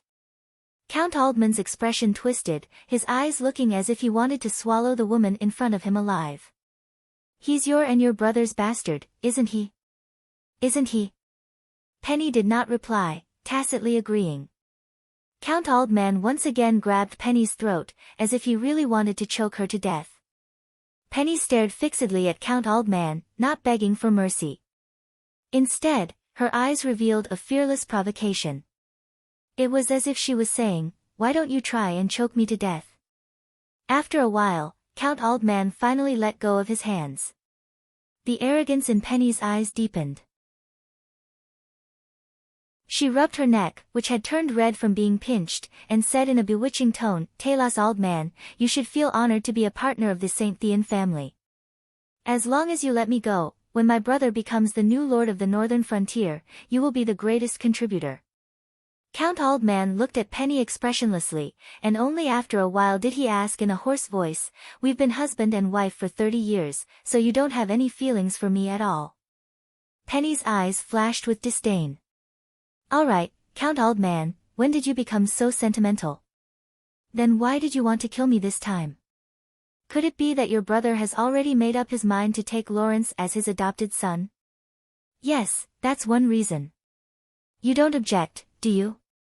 Penny observed Count Aldman's expression, as if she wanted to see something from it. "Haven't you always felt that you owed Vala? After Lawrence changes his surname, you can officially make Vala the heir of the Count. Isn't that the best of both worlds?" Count Aldman's mouth twitched, and he pulled out a mocking smile. "There must be another reason." Penny's eyes flashed, as if she was hesitating. But facing Count Aldman's sharp gaze, and knowing that he would receive the news soon, she spoke frankly. "Yes, there's another reason. Didn't I just tell you that the Duke of St. Hilda is dead? That wasn't a lie to divert your attention. So, the Duke of St. Hilda is really dead?" Count Aldman's gaze seemed to soften a little, and there was even a hint of unconcealable joy in it. "Yes." Penny raised her head proudly. "So, the House of St. Hilda is finished, and the House of St. Thean will soon become the master of the northern frontier. Don't make the wrong choice at this final juncture." Count Aldman looked unmoved, and persistently asked, "If the Duke of St. Hilda is dead, why do you want to kill me?" Penny glared at him unhappily, as if she felt that she had regained control of the situation. "There must be a price to pay for killing a holy knight. My brother paid the price of an eye, and your Aldman family naturally had to pay something as well." Count Aldman's gaze trembled, and he asked sternly, "What price did the Aldman family pay?" "Fallen Eagle City." "Fallen Eagle City?" "Yes. Fallen Eagle City was sacrificed." Penny looked at Count Aldman, whose gaze had suddenly turned violent, and hurriedly advised, "Talos, don't be agitated. Although the Aldman family lost a city, as long as you continue to be loyal to the House of St. Thean, we will definitely compensate you, and double the compensation." "Compensate?" Count Aldman suddenly quieted down, as if he was moved. Penny looked at Count Aldman, who had calmed down, and immediately heaved a sigh of relief. She hurriedly said, "I will ask my brother to confer you the title of Marquis, how about that?" Seeing that the other party did not speak, Penny leaned forward and drew circles on Count Aldman's chest. She said with a coquettish look, "If you don't want that lowly illegitimate son of Vala to inherit the title, I can give birth to another child. How about it?" Count Aldman looked at Penny expressionlessly, and said flatly, "Vala lowly? Ha, he is the son of Madame Sue Duo and I. What about Lawrence? He is just the illegitimate son of your incestuous relationship with your brother. Penny's expression changed slightly, but she suppressed her anger, and said with a charming smile, "What do you know? Lawrence has the purest blood of the house of St. Theon flowing in his body." Count Aldman's gaze turned colder and colder. "Do you think that just because you have the word Saint in your surname, you can treat others like dogs?" Penny's charming smile froze on her face, and her tone hardened. "Talas Aldman, don't fail to appreciate, *ka-cha. She was only halfway through her sentence when Count Aldman broke her neck. Count Aldman looked at the corpse of the woman in his arms and mocked. "So killing a descendant of a paladin family is no different from killing a mortal." Bang. Throwing the corpse to the ground, Count Aldman shouted outside the tent, "Men!" Not long after, a knight appeared in the tent and said respectfully, "Count, what are your orders?" "Go and capture Lawrence Aldman, dead or alive." "Yes."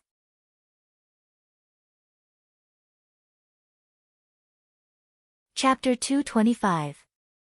The Duke of St. Hilda's coffin was placed in the main hall of the church. Who would have thought that just yesterday, the Dukes of the North had presided over the wedding of Colin and Vera? But now, he had closed his eyes forever. The elusive fate was just like pollen that was moving in Brownian motion in water. With the limited wisdom of mortals, they would never be able to predict its next trajectory. The coffin was opened, and a group of nobles from the northern frontier took turns to come forward and express their condolences. Colin held Vera's hand and stood beside the coffin as he stared blankly at the body of the Duke. No one knew what he was thinking. The broken body of the Duke of St. Hilda had been reassembled. The stonemason's workmanship was quite good. Except for the cracks that were difficult to erase, there was no difference at all. Anyone who had tried to put a broken vase together would understand how difficult it was. In a sense, Colin was an accomplice in the death of the Duke of St. Hilda. If the blood slave that he controlled had not stopped at the most critical moment when Mr. Fong was casting the spell, he was afraid that the forbidden spell would not have succeeded. If he had to do it again, Colin would still choose to stop and let the Duke of St. Hilda die. He would never forget the humiliation that the Dukes of the North had brought to him, Vera, and Marquis Garcia.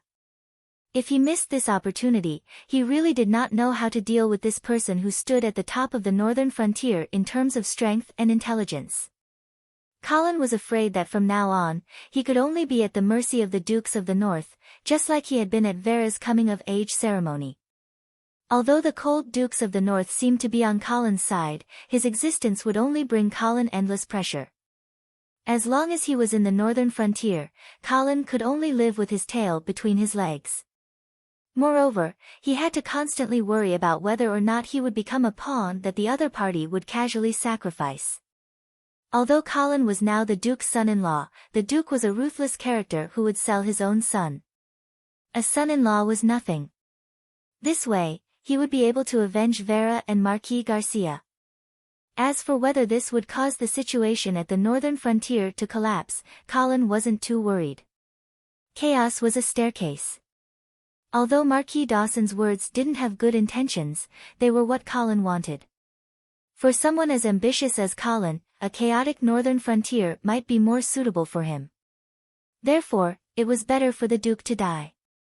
The only thing that Colin felt was a pity was that after the Duke of St. Hilda was petrified, no one knew where his blood had gone. Otherwise, he could take the opportunity to taste the blood of a holy knight and see how sweet it was. After the nobles finished their mourning, Bishop Peirce went forward and sprinkled holy water into the coffin as he recited a prayer. Finally, under the bishop's lead, everyone observed a moment of silence for the Duke of St. Hilda. The wake ceremony ended, but the Duke of St. Hilda couldn't be buried yet. After all, he was once the lord of the northern frontier. The Duke of St. Hilda's body couldn't be buried in a random cemetery in Ice Stone City like Charles, who didn't have a title. Instead, it had to be transported back to Winter City for a grand funeral.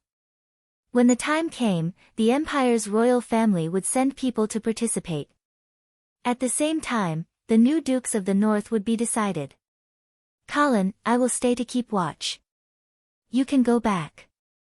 After everyone left, Vera turned to Colin and said softly. Her face was a little pale, and there was an unconcealable sadness in her eyes, but more than that, there was worry and confusion. Colin held her cold little hand and said gently, I will stay to keep watch with you. Okay. Vera smiled and hugged Colin's arm. She leaned her head on his shoulder and let out a long sigh of relief.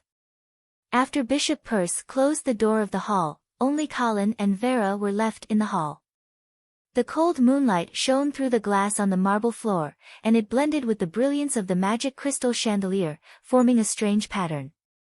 A gentle breeze came in from nowhere, and it brought the tranquility of the spring night into the hall. Colin. Vera suddenly opened her mouth, and her voice seemed to come from the distant starry sky. It was deep and ethereal. What's wrong? Colin turned his head and kissed Vera's hair. Do you think I should hate him? What do you think? Colin did not give an answer because he knew that what Vera needed at this time was not an answer, but a confession. No matter how bad the Duke of St. Hilda's behavior was, after all, he had raised Vera for 20 years. This was something that could not be refuted. What's more, he had given Vera something that she needed the most, an identity. Colin did not know which beautiful woman Marquis Garcia had given birth to Vera, but if the Duke had not adopted her, she would have been a despised illegitimate daughter. I don't know. Vera said softly. However, Colin did not hear a trace of hatred in her voice. If you don't know, then you should keep this question in your heart for the time being. Maybe one day, when you look back at this experience, you will have the answer. Colin decisively gave her a bowl of chicken soup to soothe the girl's wounded heart. Vera thought about Colin's words, and her eyebrows relaxed a lot. I understand. Thank you, Colin. She was so easy to coax. Colin smiled and patted Vera's arm, indicating that she should not think too much about it. The hall fell into silence again. Colin began to study the lines on the Duke of St. Hilda's body out of boredom. It seemed as though there were some secrets hidden in them. However, not long after, Vera opened her mouth again and asked, Colin, what do you think killed my father? I guess it should be some kind of magic. However, if it can kill a paladin, I am afraid that it must be a forbidden spell. At this point, Colin suddenly recalled the scene in Fallen Eagle City that he had seen through the eyes of the blood thrall. Colin could not help but feel a chill down his spine when he saw the terrible scene of fire burning the city. I guess it is also a forbidden spell. Vera nodded. Moreover, it is very similar to a forbidden spell that I have seen before. Oh. Colin suddenly became alert. He suddenly remembered that his wife was also a mage. Maybe she would know some useful information. Therefore, he asked, do you know about this forbidden spell? Vera nodded and then shook her head. I have seen a similar forbidden spell in my teacher's library. However, it is impossible to release that forbidden spell now because one of the most important casting materials can no longer be found. Oh. What kind of forbidden spell is it? The Eyes of Petrification. The Eyes of Petrification. Colin looked at the Duke of St. Hilda who had turned into a stone statue in the coffin. Yes. However, this forbidden spell is not the same as the Eyes of Petrification. I remember that the Eyes of Petrification is a forbidden spell that uses the spellcaster's eyes as a medium to release the spell. Everyone who looks directly into the spellcaster's eyes will turn into stone. However, there were no suspicious spellcasters in the Red Fort on the day that my father was affected by the forbidden spell. Moreover, I also looked up and saw the mysterious green eyes in the sky. Therefore, although the two spells are similar, they are definitely not the same forbidden spell. I guess it is a new spell that is modified from the Eyes of Petrification. Colin touched his chin. He then noticed an important piece of information that Vera had told him. You said that you saw the Eyes of Petrification in your teacher's library? Yes. Who is your teacher? He is the deputy chairman of the Yevil Mage Council, Master Cusius. Cusius? Of course, Colin had never heard of this name before. He knew almost nothing about Yevil, a city of mages. Then, do you know Mr. Kong? Colin said the name of the real spellcaster. Yes, I have met him a few times in Yevil. His origin is very mysterious. It seems that he has a very good relationship with my teacher and they often exchange their research experiences together. Colin looked at Vera, who had a confused expression on her face, and said, actually, Mr. Kong is a descendant of the St. Thean family. St. Thean family? Vera was really surprised. Yes, and I suspect that Mr. Kong is the one who killed the Duke of St. Hilda. Vera frowned. Then, do you think that Mr. Kong developed the forbidden spell that killed my father based on the eyes of petrification in my teacher's library? It is very possible. Vera pondered for a moment before she said, then, I will write a letter to my teacher and ask him about this matter when I go back. Well, it would be best if you ask him about the conditions for casting the forbidden spell, the price that needs to be paid, and whether there is any way to break the spell. Colin was a little worried that he would become the target of this forbidden spell one day. This forbidden spell was too terrifying. It could even petrify a paladin. He felt that if he became the target of this forbidden spell, even the characteristics of the Blood Clan would not be able to save him. Okay.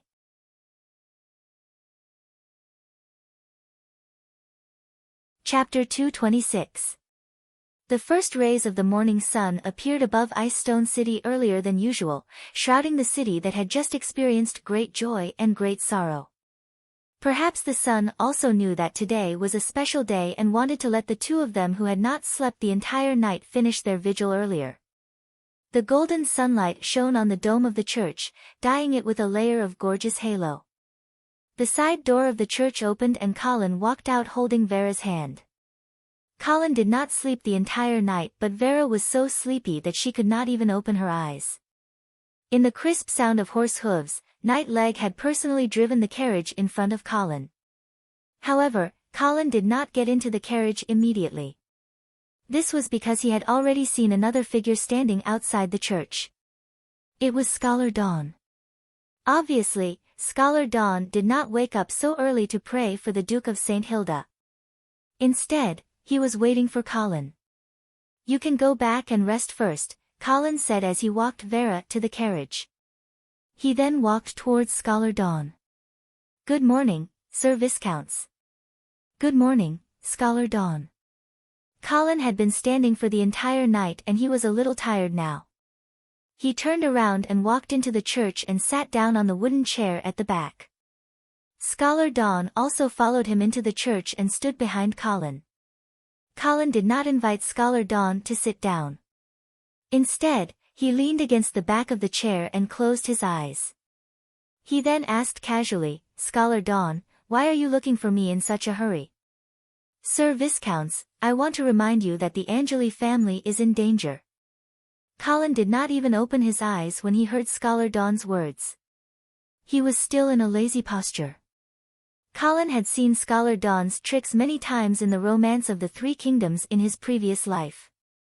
When the strategists of the Three Kingdoms wanted to persuade someone, they would first scare the target with words of alarm. Then, when the target panicked, they could use their glib tongue to make the target dizzy. In the end, the strategists would be led by the nose. It was the same as when the fortune-telling Taoist said, Benefactor, I see that your glabella is turning black. There will be a disaster in the near future. Why is the Angeli family in danger? When Scholar Dwayne saw Colin's expression, he knew that Colin wasn't a lord that could be easily fooled. He hastily raised his spirits and said, with the death of the Duke St. Hilda, the most important pillar of the northern frontier has collapsed. In the current situation, I'm afraid that the Golden Lion Legion can't hold the fort alone. If you don't act immediately, I'm afraid that the House of St. Thean will become the new ruler of the northern frontier. Colin's eyes were still closed as he said faintly, Why do I feel that you are trying to say that the House of St. Hilda is in danger? Lord Viscounts, since you have already married Miss Vera, the Angeli family and the House of St. Hilda are one. If the House of St. Theon becomes the ruler of the northern frontier, how can they tolerate you? Well, that makes sense. Colin finally nodded. Then, what do you think I should do? Scholar Dwayne said without hesitation, in the current situation, your best strategy is only one word, defense. Defend? Colin frowned. Yes. With the death of the Duke St. Hilda, the people of the northern frontier are in chaos. The Golden Lion Legion alone won't be able to stabilize the situation in the entire northern frontier. Therefore, our only choice now is to defend Winter Castle first before making any other plans.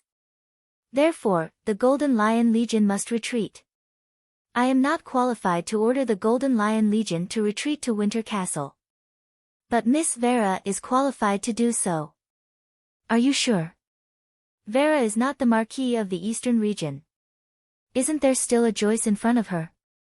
Scholar Dwayne smiled before he said, Lord Viscounts, you may not know this but the Duke St. Hilda did not confer Joyce the title of Marquess of the Eastern region when he was alive. Colin finally opened his eyes. He stared at Scholar Dwayne and said, but Joyce is indeed ahead of Vera in the line of succession. The smile on Scholar Dwayne's face did not change at all as he said, but Joyce is only a 10-year-old child after all. Don't you think it is a little inappropriate for him to inherit the position of the Dukes of the North? Colin rolled his eyes before he continued asking, so, do you support Vera to become the Dukes of the North? The smile on Scholar Dwayne's face disappeared as he nodded solemnly. Yes. Colin finally showed a sincere smile before he patted the chair beside him and said, have a seat. Scholar Dwayne did not stand on ceremony and sat down. At this time, the two of them finally had the foundation to cooperate. Colin's tone also softened a lot as he said, are you sure that the Golden Lion Legion will listen to Vera's orders? You should know that she is not the Dukes of the North now. Lord Viscounts, as long as Miss Vera appears in the camp of the Golden Lion Legion, I am confident that I can persuade Knight Nelson to retreat to Winter Castle. Knight Nelson was the commander of the Golden Lion Legion. He was also a knight of the House of St. Hilda and he only obeyed the orders of the Duke. Colin stared into Scholar Dwayne's eyes and when he saw the confident look on Scholar Dwayne's face, he believed his words for the time being. What will happen after we retreat to Winter Castle? Winter Castle is indeed easy to defend and difficult to attack, but we can't just stay in the city forever. Will the other large territories on the northern frontier be given to the St. Theon family? Of course not. Scholar Dwayne continued to analyze the situation. Lord Viscounts, this time, the St. Theon family is mainly relying on three forces to conquer the northern frontier. The Trolls, the Dwarves, and the Oman family. The Trolls have already been eliminated by you in advance, so you don't have to worry about them anymore. As for the Oman family, you don't have to worry too much either. This is because Earl Oman has the same cautious style as the Oman family. To put it bluntly, he lacks courage. During the chaos on the northern frontier last year, I have already seen through this person. He is just a fence-sitter who only cares about himself. He will side with whichever side is stronger. You don't have to worry about him working for the St. Theon family. As for the Dwarves, they are mainly divided into two factions, the Dawson family and the Menham family. They are the most difficult faction to deal with, especially now that the Menham family's army has entered the northern frontier. They will soon join forces with the Dawson family and form a pincer attack on the Golden Lion Legion. This is the main reason why I advise you to withdraw the Golden Lion Legion from Winter Castle. However, the ultimate goal of the Dawson family and the Menham family is to establish the Dwarven Kingdom and not to help the St. Theon family control the northern frontier. Therefore, if we have no choice, we can cede a portion of the northern frontier territory and allow the dwarves to establish a kingdom. This way, they won't continue to fight with us for the sake of the St. Theon family. Lord Viscounts, now you understand. The reason why I advise you to be on the defensive is because the St. Theon family has a fatal flaw, they don't have a direct army. Therefore, once the war reaches a stalemate, there is a possibility that the rebel forces they have roped in will be divided and drawn over. As long as these forces fall apart one after another, the chaos in the northern region will naturally come to an end. Indeed, the Saint Thean family had been in exile for so many years. They didn't have any territory and naturally couldn't afford to raise their own army. Therefore, Mr. Feng could only rely on his connections to rope in the various forces to help him deal with the House of St. Hilda. However, this weakness always existed. If the death of the Duke of St. Hilda was the last straw that broke the camel's back, then everything would be fine.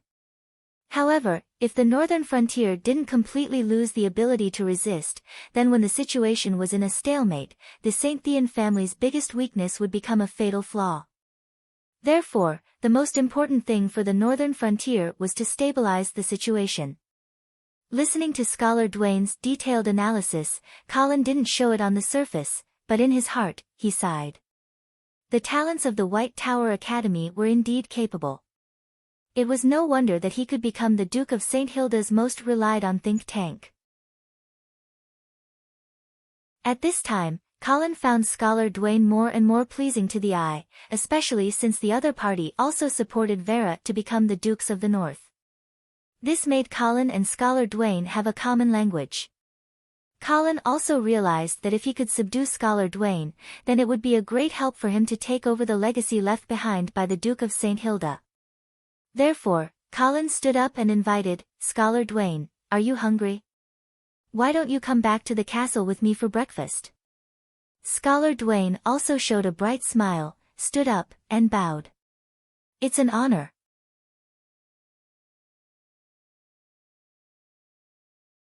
Chapter 227. In the dining room of the Red Castle.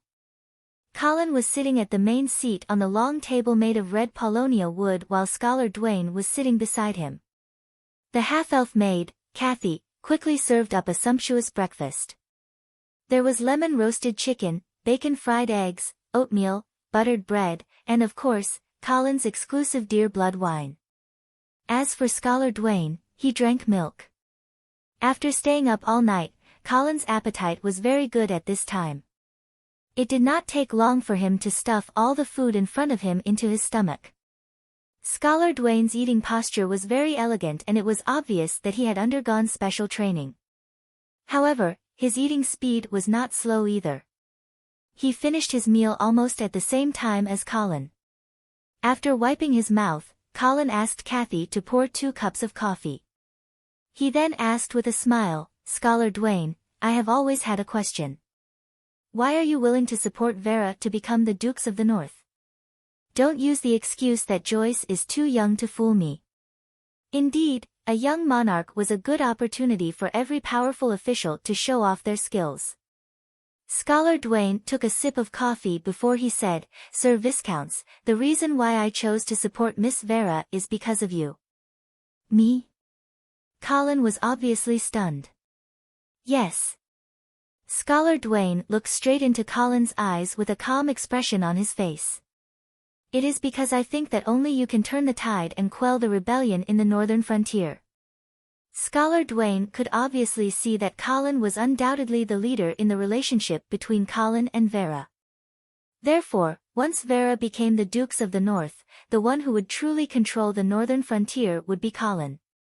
"Do you think so highly of me?" Colin was slightly proud. After all, everyone liked to be praised. "Of course. You are a military genius who was chosen by Marquis Garcia. You have also defeated 2 strong enemies in Silvermoon City and Troll City. You have proven your military ability. It can be said that after Marquis Garcia, you are the best commander in the northern frontier. Moreover, you are quite talented in politics. No matter if it was winning the final victory in Silvermoon City's complicated game of chess, or stabilizing Icestone City in the midst of the chaos on the northern frontier, they all proved your outstanding political talent. In addition, I recently discovered the points system that you used to manage the slaves. It can be said to be a genius creation. Therefore, I firmly believe that the northern frontier will be revitalized under your governance." Colin was a little surprised. Obviously, he did not expect Scholar Duane to have studied him so deeply.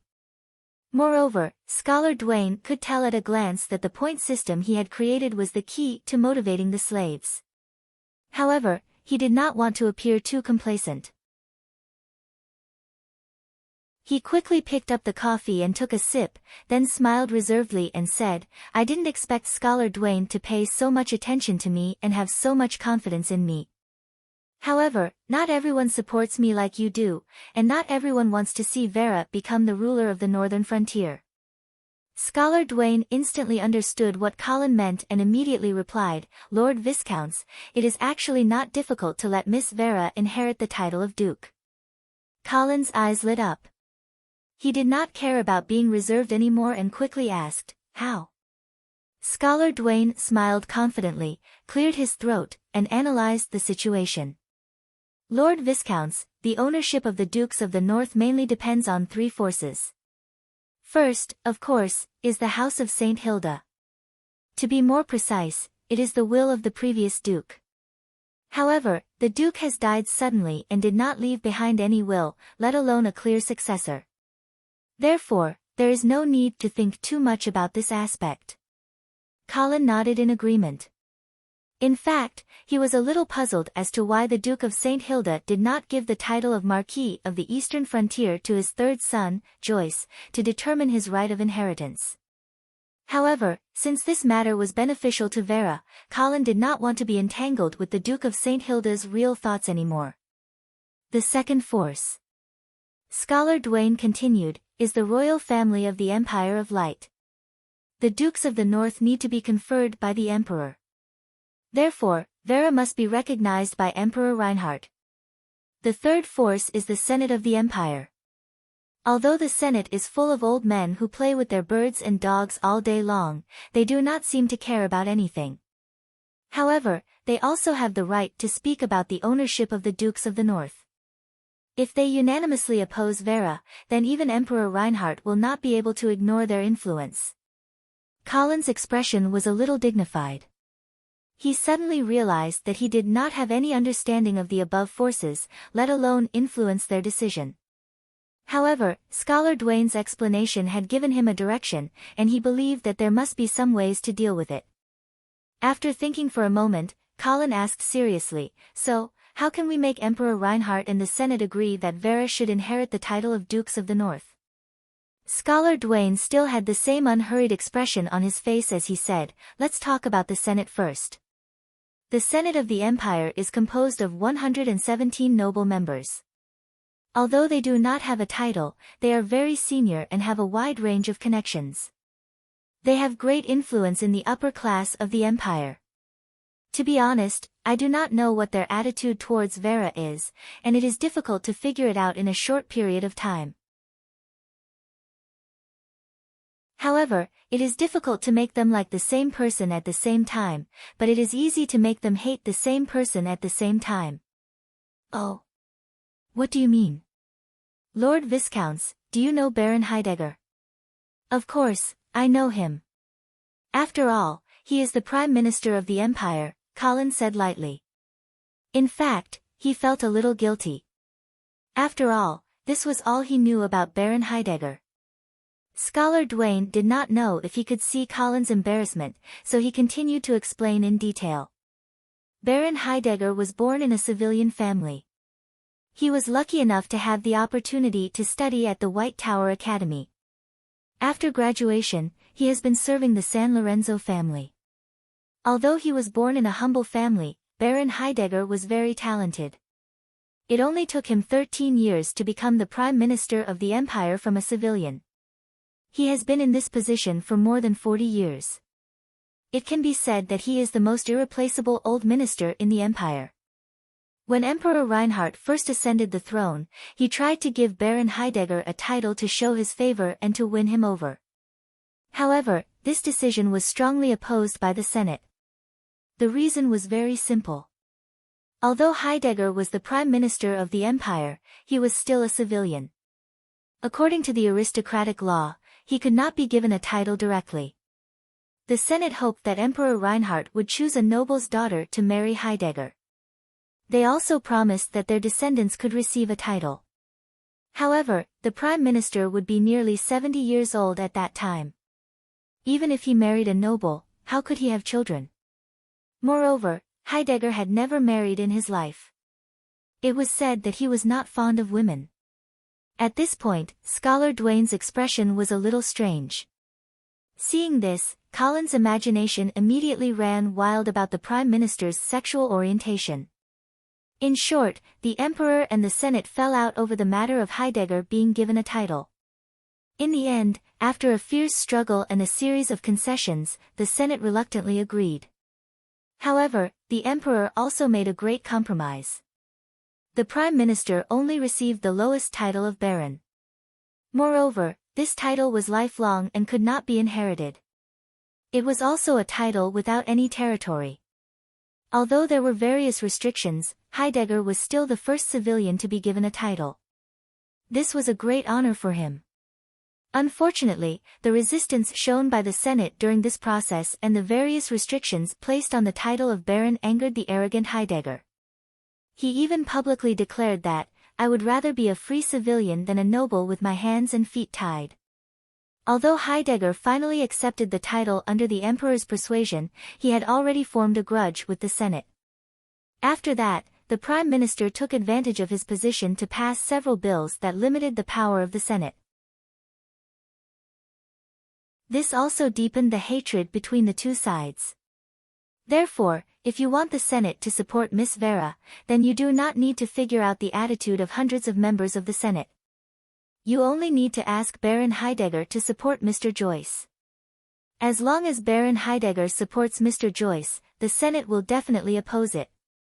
So, how can I get Baron Heidegger to support Mr. Joyce? Colin's heart gradually became excited. "You can leave this to me," Scholar Duane said confidently. "I have some friendship with Baron Heidegger, and I am confident that I can ask him to express his support for Mr. Joyce in public." Colin realized that both of them were from the White Tower Academy. Therefore, it was normal for them to have some connections. Okay. Then, there is only one last problem left. How can I get Emperor Reinhardt to agree to let Vera inherit the position of the Dukes of the North?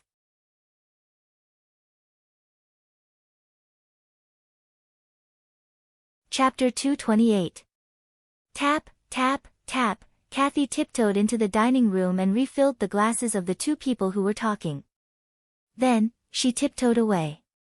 After the door was closed again, Scholar Duane said, "Sir Viscounts, between Miss Vera and Mr. Joyce, Emperor Reinhardt would definitely side with Miss Vera." "Oh. Why?" Colin's heart skipped a beat, and he quickly asked. Scholar Duane took a sip of his coffee before he replied calmly.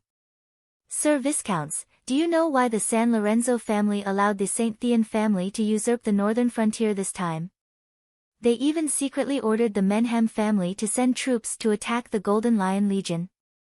I think they want to use this opportunity to divide the northern frontier," Colin said in an uncertain tone. "The Menhem family and the Dawson family do want to establish a kingdom of dwarves, and this move will divide the northern frontier. However, do you really think that the San Lorenzo family would disregard their relationship with the House of St. Hilda and help the St. Thean family, who they have an old feud with, seize the northern frontier? The St. Thean family must have offered other conditions, right?" "Yes. I had guessed so before, but the death of the Duke immediately made me realize what the St. Thean family's condition was." "What is it?" Colin's curiosity was immediately piqued. Scholar Duane did not answer immediately. Instead, he asked, "Sir Viscounts, what do you think killed the Duke?" "It should be some kind of forbidden spell." "I think so too. Moreover, I think that this forbidden spell should be the work of Mr. Feng from the St. Thean family. I just don't know what kind of price he paid for it." When he heard this, Colin could not help but think of the burning Eagle City and Mr. Feng who was surrounded by green smoke. He wanted to tell Duane about Fallen Eagle City, but the words stopped at the tip of his tongue. Only a day had passed since the incident at Fallen Eagle City. With the speed of communication in this world, Colin could not have received the news so quickly. In order to not reveal his greatest secret, Colin could not let anyone know that he was aware of the situation in Fallen Eagle City. He would have to wait a few days before he could reveal anything. Lord Viscounts, do you know Prince Rhy? Scholar Dwayne asked again, not knowing what Colin was thinking. Yes, I know. He's the only living holy knight of the royal family. Yes. It was true that Prince Lacy was a holy knight, but he was from a side branch of the San Lorenzo family. Before he had advanced to the saint level, he had not been valued. He had even suffered a lot because of the fight over cultivation resources. As a result, after becoming a paladin, this person became arrogant and domineering. He was extremely greedy for power and profit, and he was not very respectful to the direct descendants of San Lorenzo. Therefore, Emperor Reinhardt relied heavily on this person, but he was also afraid of him. I feel that the latter was more likely. However, with Prince Rhy's strength, he was destined to be undefeatable. Even Emperor Reinhardt could only swallow his anger in front of him. Therefore, when I saw the Duke of St. Hilda die under an unknown forbidden spell, I understood what the St. Thean family wanted in exchange for the Emperor's support. Colin also understood at this time. You mean, the St. Thean family used a forbidden spell that could kill a holy knight in exchange for Emperor Reinhardt's support? Scholar Dwayne nodded. Yes, Emperor Reinhardt was afraid of Prince Rhy's strength. If the St. Thean family gave him a forbidden spell that could kill a holy knight, Emperor Reinhardt would definitely be tempted. Colin nodded involuntarily, agreeing with this guess. However, he then wondered, what does this have to do with Emperor Reinhardt supporting Vera to become the Dukes of the North? Scholar Dwayne smiled and continued to explain. I think that Emperor Reinhardt did not want to kill Prince Rhy. The House of San Lorenzo needed such a banner, and they also needed a paladin to intimidate everyone. However, the Emperor did not want this sword to hurt him, so he needed something that could keep the paladin in check. That was the forbidden spell of the House of San Thean. However, in order to release this forbidden spell, Emperor Reinhardt needed the help of a mage. However, the hatred between the nobles of the empire and the mage parliament was too deep. Therefore, Emperor Reinhardt did not dare to rope in Yule. Therefore, he needed a mage to partner. Colin immediately understood when he heard this. Mr. Fa was such a partner, but Vera could also be his partner. She was a descendant of the Holy Knight family and a mage. She was even more suitable than Mr. Fa to be Emperor Reinhardt's partner. Therefore, if he had to choose between Joyce and Vera to become the Dukes of the North, Vera would definitely be Emperor Reinhardt's first choice. Colin was excited. He was originally worried that Vera would have a hard time inheriting the position of the Dukes of the North. However, after listening to Scholar Dwayne's analysis, he suddenly realized something. It turned out that Vera had an absolute chance of winning compared to Joyce. As he thought of this, Colin looked at Scholar Dwayne with a fiery gaze. Scholar Dwayne was indeed a rare talent. He had wisdom, connections, and knew the nobles of the empire like the back of his hand. If he could get Scholar Dwayne's help, Colin would definitely become even more powerful. Although he wanted to recruit Scholar Dwayne, Colin was not in a hurry. Scholar Dwayne was a retainer of the House of St. Hilda. As long as Vera successfully inherited the position of the Dukes, he would naturally become Colin's support. Of course, all of this was based on the premise that the St. Thean family was defeated. If Mr. Dwayne became the Dukes of the North, then Vera and Joyce would not be able to compete anymore. However, according to Scholar Dwayne's previous analysis, as long as the Golden Lion Legion did not lose Winter City, the war would be in a stalemate. Then, they would divide the vassal forces of the St. Thean family and the chaos on the northern frontier would naturally subside. Very good, Scholar Dwayne. After I reorganize the army, I will personally escort Vera to the Golden Lion Legion's camp as soon as possible and persuade them to return to Winter City. When Scholar Dwayne heard this, he smiled happily and said, Lord Viscounts, you have made the wisest choice. However, the Menham family's army is approaching the Golden Lion Legion. You have to race against time and arrive at the camp before the enemy cuts off the Golden Lion Legion's escape route. Alright, I will set off tomorrow morning. Yes. After that, the two of them chatted for a while before Scholar Dwayne got up and left. Colin was the only one left in the dining hall. He was drinking his cold coffee alone and no one knew what he was thinking. After a while, Kathy came in to pack up and asked, "Master, do you need anything else?" Colin shook his head and said, "No, I am already full.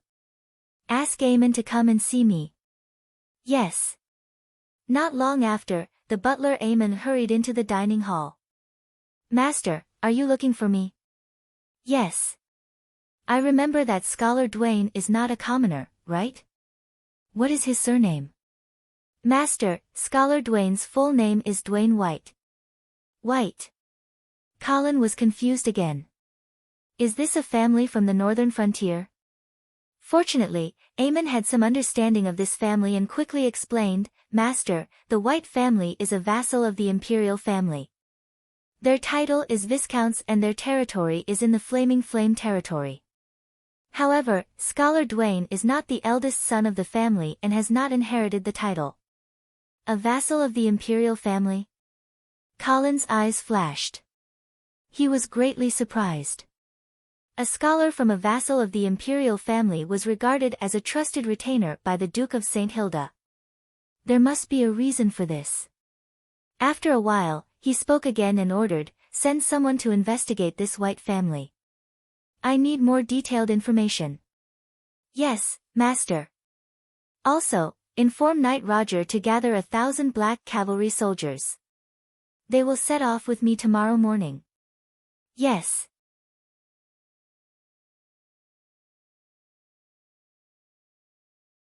Chapter 229. The sunset glow in the sky heralded another fine day. Clop clop clop, amidst the rapid sound of hooves, a rider galloped towards the north. The rider was in a sorry state, his hair fluttering in the wind. His originally luxurious clothes were tattered in several places, and he was covered in blood. It was obvious that he had just experienced a great battle. This was Viscount Lawrence, who had escaped from the Oman family's camp. He held a blood-stained sword in his hand, but he had already used it as a whip. He kept slapping the horse's butt, urging it to gallop forward. Behind him, there was a column of smoke rising. Dozens of figures galloping on horseback were following closely behind him, waving their swords and bows. This chase had gone on for an entire day, and Viscount Lawrence felt that he was reaching his limit. But he did not dare to stop. Because from the previous few short exchanges, he could clearly feel that the pursuers really wanted to kill him. His mother was most likely dead. In fact, Count Oman should already know that he wasn't his biological son. Viscount Lawrence's heart was filled with deep regret. If he had known this, he would not have acted on his own and tried to assassinate Count Oman with his mother. He should have waited for his father to arrange it. But then, he shook his head fiercely, throwing this thought out of his mind. He could not wait for his father to arrange everything. Viscount Lawrence knew that his real father, Mr. Oman, had more than one son. Although those were all illegitimate children, he was not his father's son. Furthermore, even if his father were to become the new Duke of the Northern region, he would never be able to marry his own sister, Penny. Incest was a taboo love in this world and was not recognized by the world. Therefore, if those illegitimate children had a slim chance of becoming official, then Lawrence was destined to never become the son of the first wife. Of course, Lawrence knew that his father and mother had agreed that he would become Mr. Oman's adopted son, and change his surname to St. Sean. But what if Mr. Oman had a son of his own? Mr. Oman had not married yet, but what about after he became the Dukes of the North? Could it be that he would never marry? This sense of danger made Lawrence and Penny decide to take the risk of assassinating Earl Oman, and then take control of the Oman family's army.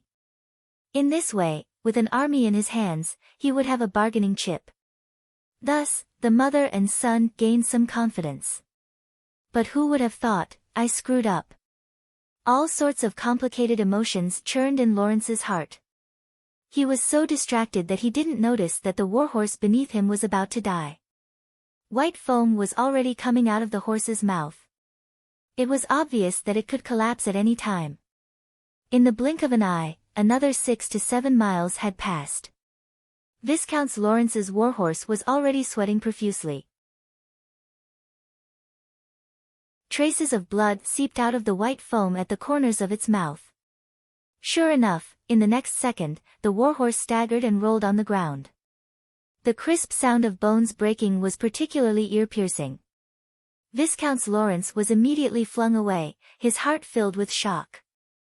Fortunately, as a third-grade knight, his physical fitness was far superior to that of an ordinary person. While he was in the air, he forcefully curled his body into a ball. When he landed, he rolled a few times, and then he leaped up vigorously. Viscount Lawrence panted a few times. Looking at the cavalry chasing behind him, a feeling of despair rose in his heart. But very quickly, he shook his head and suppressed these emotions. A ferocious look appeared in his eyes. Viscount Lawrence gripped his sword with both hands and bent his knees slightly, preparing for battle. Since he had failed, he could only bear the consequences. Viscount Lawrence threw away all useless emotions and focused on the approaching cavalry. Ta-ta-ta, the sound of horse hooves became heavier and heavier, and the ground shook more and more violently. Come! The House of St. Theon will never yield. Lawrence roared, his ferocious expression like a tiger in a desperate situation. The cavalry's faces could be seen clearly. They all raised the swords in their hands. The cold glint of their swords was like a forest of steel as they charged towards Lawrence. He was getting closer and closer. Lawrence took a deep breath and prepared for the impending collision. Time seemed to slow down, and the air seemed to be scorching hot. No, it wasn't as if. The air was really hot. In a short moment, Lawrence felt a wave of heat coming towards him, as if he was facing a large furnace. Boom! Just as he was puzzled, a wall of fire suddenly stood in front of him. The air was so hot that it seemed to be suffocating. Nay, the pursuers were terrified. They frantically tried to control their horses, trying to stop in front of the wall of fire. However, how could the charging horses stop in such a short time? Like moths to a flame, most of the pursuers rushed into the wall of fire one after another due to inertia. The raging flames seemed to have a strange magic, turning them into ashes in an instant. The pursuers behind did not have time to figure out what was happening. They all tried their best to turn their horses around and immediately ran back. However, before they could escape far, another huge fireball fell from the sky, completely engulfing the remaining pursuers. The flowing flames instantly covered the grass within a few hundred meters. When the fire subsided, only a large patch of scorched earth and what looked like ashes could be seen. As the gentle night breeze blew, the ashes that danced in the air were like specks of starlight. There was a strange and cruel beauty to it. Lawrence looked at everything in front of him in a daze, as if he had not recovered from the huge change. After a long while, he finally put away his long sword, his face revealing a smile of someone who had survived a disaster. "Father, is that you?" Lawrence looked around and shouted loudly. Soon, he found an inconspicuous figure not far behind him. "Father!" Lawrence hurriedly ran over. "Why are they chasing you?" Mr. Chang's face was covered by the hood of his mage robe. His expression could not be seen. "They..." Lawrence was at a loss for words. After hesitating for a moment, he told Mr. Chang everything that he and his mother had done. After Mr. Chang heard this, he did not move for a long time. The sun gradually set, leaving only a bit of afterglow to illuminate the world. The footsteps of darkness were unstoppable, about to rule this land. The night breeze was slightly cold, but Lawrence's heart was even colder. Mr. Chang's silence was slowly eroding his faith, causing him to slide into the abyss of despair. But just as the darkness was about to completely engulf Lawrence, a ray of light suddenly illuminated his world. He heard Mr. Chung say, "I understand." His tone was extremely calm, as if he did not care about the trouble that Lawrence had caused. Lawrence's heart was uneasy as he asked tentatively, "Father, then what should we do now?" Mr. Chung suddenly raised his head, the wide hood slipping back to reveal his face. What kind of face was that? The left side of his face had completely turned into a strange greenish-gray color. The twisted blood vessels were like earthworms, constantly wriggling under the skin. What was even more terrifying was his left eye. There was no longer an eyeball there, only a hole, a bottomless hole that seemed to suck in one's soul with just a glance. Lawrence was so frightened that he took 3 steps back, but he immediately realized that his actions were inappropriate and hurriedly took 3 steps forward. Suppressing the fear in his heart and the trembling of his body, he asked, "Father, are you all right? Follow me." Mr. Chung's tone was cold. After saying this, he didn't answer Lawrence's question. Instead, he stood up silently and walked forward. Lawrence did not dare to ask any more questions and hurriedly followed. The last ray of sunlight disappeared into the horizon, and endless darkness completely enveloped the land.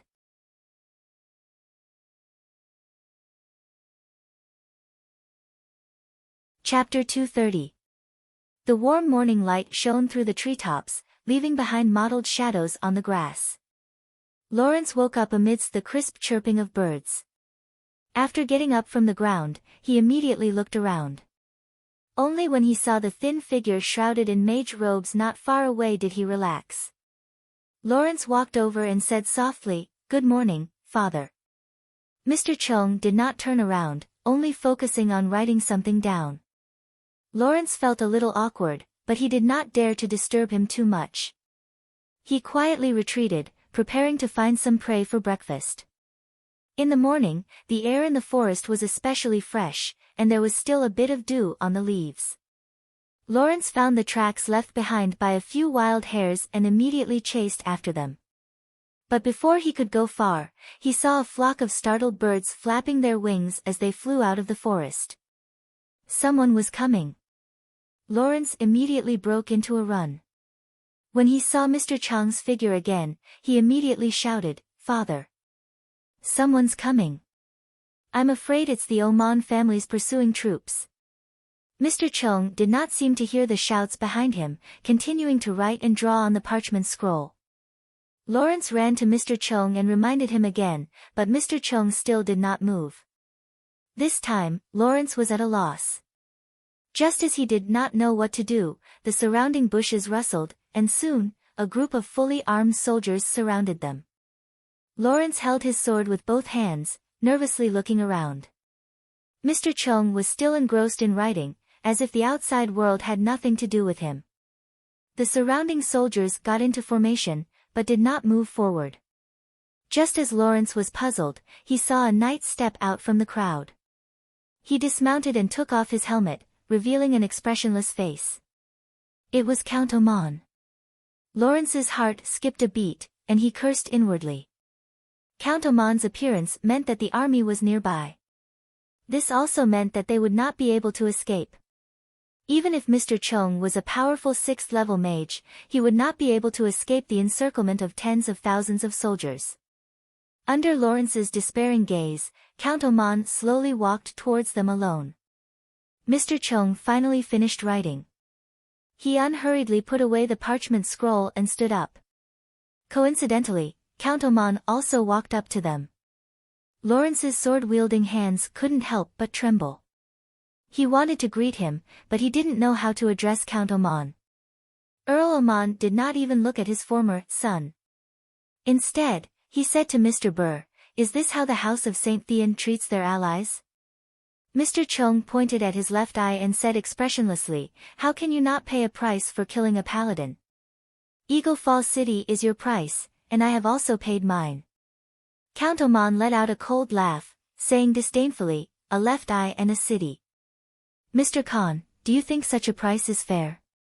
"It's indeed unfair," Mr. Chung said calmly. "What other compensation do you want? You can tell me directly." "Compensation?" The mockery on Count Oman's face deepened. I've already killed the stupid woman who wrote me a blank check.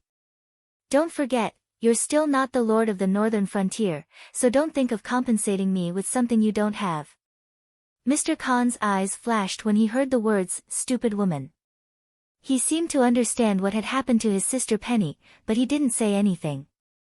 Instead, he asked calmly, then, tell me what I have now.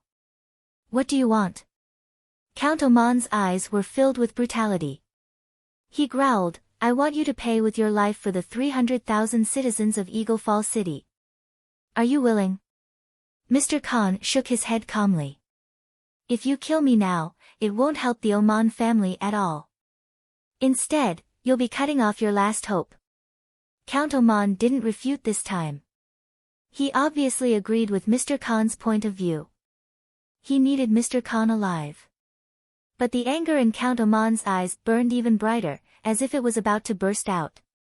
Lawrence shrunk between the two like a quail, trying his best to reduce his presence. But obviously, his efforts were in vain because he heard his own name. All right then, let your son, Lawrence, pay with his life for fallen Eagle City. Okay. Hearing Count Oman's request, Mr. Khan agreed without hesitation. It was as if the person he wanted to kill wasn't his own son, but a pet dog he'd casually adopted. What? Lawrence stood there in a daze, as if he couldn't believe that his fate had been decided so easily. He couldn't help but tremble as he called out hoarsely, F.A. father. Unfortunately, his biological father, Mr. Khan, ignored him. His nominal father, Count Oman, had already taken a step forward, grabbing his hair with one hand. Father. Lawrence looked at Count Oman with pleading eyes. At this moment, he couldn't care less about who he should call father. As long as he could save his life, he would call him father. He could even call them both, swish. A silver light flashed, and Lawrence's head was chopped off. Blood spurted out and splattered all over Mr. Khan. Count Oman purposely raised Lawrence's head in front of Mr. Khan and said coldly, this is only interest. Mr. Khan stared expressionlessly at Lawrence's head, not moving at all. Count Oman seemed to have finally vented his anger. Carrying the bleeding head, he swaggered off. When the surrounding soldiers had all dispersed, Mr. Khan took out the parchment scroll and continued to write and draw. Lawrence's headless corpse fell at his feet, and the flowing blood quickly dyed a large patch of grass red. The surrounding air suddenly froze, the temperature dropping by more than 10 degrees without warning, as if winter had once again enveloped the land. You're not even going to collect your son's corpse. The white-robed mage Cusius suddenly appeared beside Mr. Khan and mocked him. Mr. Khan raised his head and didn't answer the question. Instead, he looked at his friend's white hair and the uncontrollable cold air around him and frowned, how did you end up in such a sorry state? Cusius sighed, a trace of fear flashing in his eyes, we met Ernest. Cough cough, why do you think this old man wants to go against us? Can't he see that the things we've researched can truly allow the Mage Congress to rise to prominence? Mr. Khan sneered, he's just worried that his position will be challenged. Ha, that short-sighted old thing. Cusius cursed, then asked suspiciously, but, how did this old thing know about our plan? And he just happened to appear in Fallen Eagle City at this time? It should be Emperor Reinhardt who informed Ernest. Emperor Reinhardt? Why would he? Cusius stopped in the middle of his sentence. This was because he had already guessed the reason for Emperor Reinhardt's actions. Clearly, Emperor Reinhardt was wary of Mr. Kuei and was worried that Mr. Kuei would threaten him with this forbidden spell. Since he had already verified the feasibility of the forbidden spell and obtained the casting scroll, it was naturally better for Mr. Kuei to die. If that's the case, I'm afraid the assassination against us has only just begun. Cusius' face was gloomy. Mr. Khan shook his head, no, Reinhardt will only hint to Ernest or even Prince Rhy to make a move against us. He will not send people to kill us himself. You trust him that much? Or did he promise you something? Mr. Khan didn't answer Cusius' question and continued to focus on the parchment scroll in front of him. Cusius saw this and understood that Mr. Khan didn't want to talk about it. He could only helplessly scratch his head and change the topic. What about Earl Oman?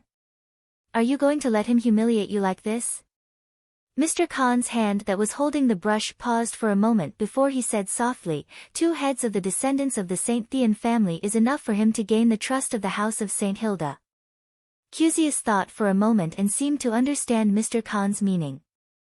He muttered, you destroyed Fallen Eagle City, and he killed your sister and your son. Yes, this will indeed make the house of St. Hilda think that you have broken off relations with him. However, under such circumstances, can you still continue to trust this person? Will Earl Oman still continue to trust you? Mr. Khan shook his head, the word trust is too extravagant. I just think that Earl Oman will make the choice that is most beneficial to him. And this choice would also be helpful to me. That is why I allowed him to take Penny and Lawrence's heads. What do you mean? Cusius obviously couldn't follow Mr. Khan's train of thought. After the death of the Duke of St. Hilda, the 2 people most likely to inherit the title of Duke are Vera and Joyce. Earl Oman will not support Vera because he has a grudge against Viscount Angley. Therefore, he will definitely stand on Joyce's side. And one of my main targets is the Angeli family. Therefore, no matter how much Earl Oman hates me, he will still be my natural ally. At this point, a helpless expression appeared on Mr. Khan's face. Originally, I had better arrangements for Earl Oman, but now, because of the reckless actions of those 2 idiots, I can only do this. Cusius laughed and suddenly said playfully, speaking of which, Vera was my student in Yeovil. Do you want me to help you? Mr. Khan's gaze paused and he looked at Cusius seriously for a long time until the other party felt uncomfortable. Finally, he nodded. All right, you can give it a try. However, I have to remind you that Viscount Angley is not easy to deal with. Don't worry, I know what to do.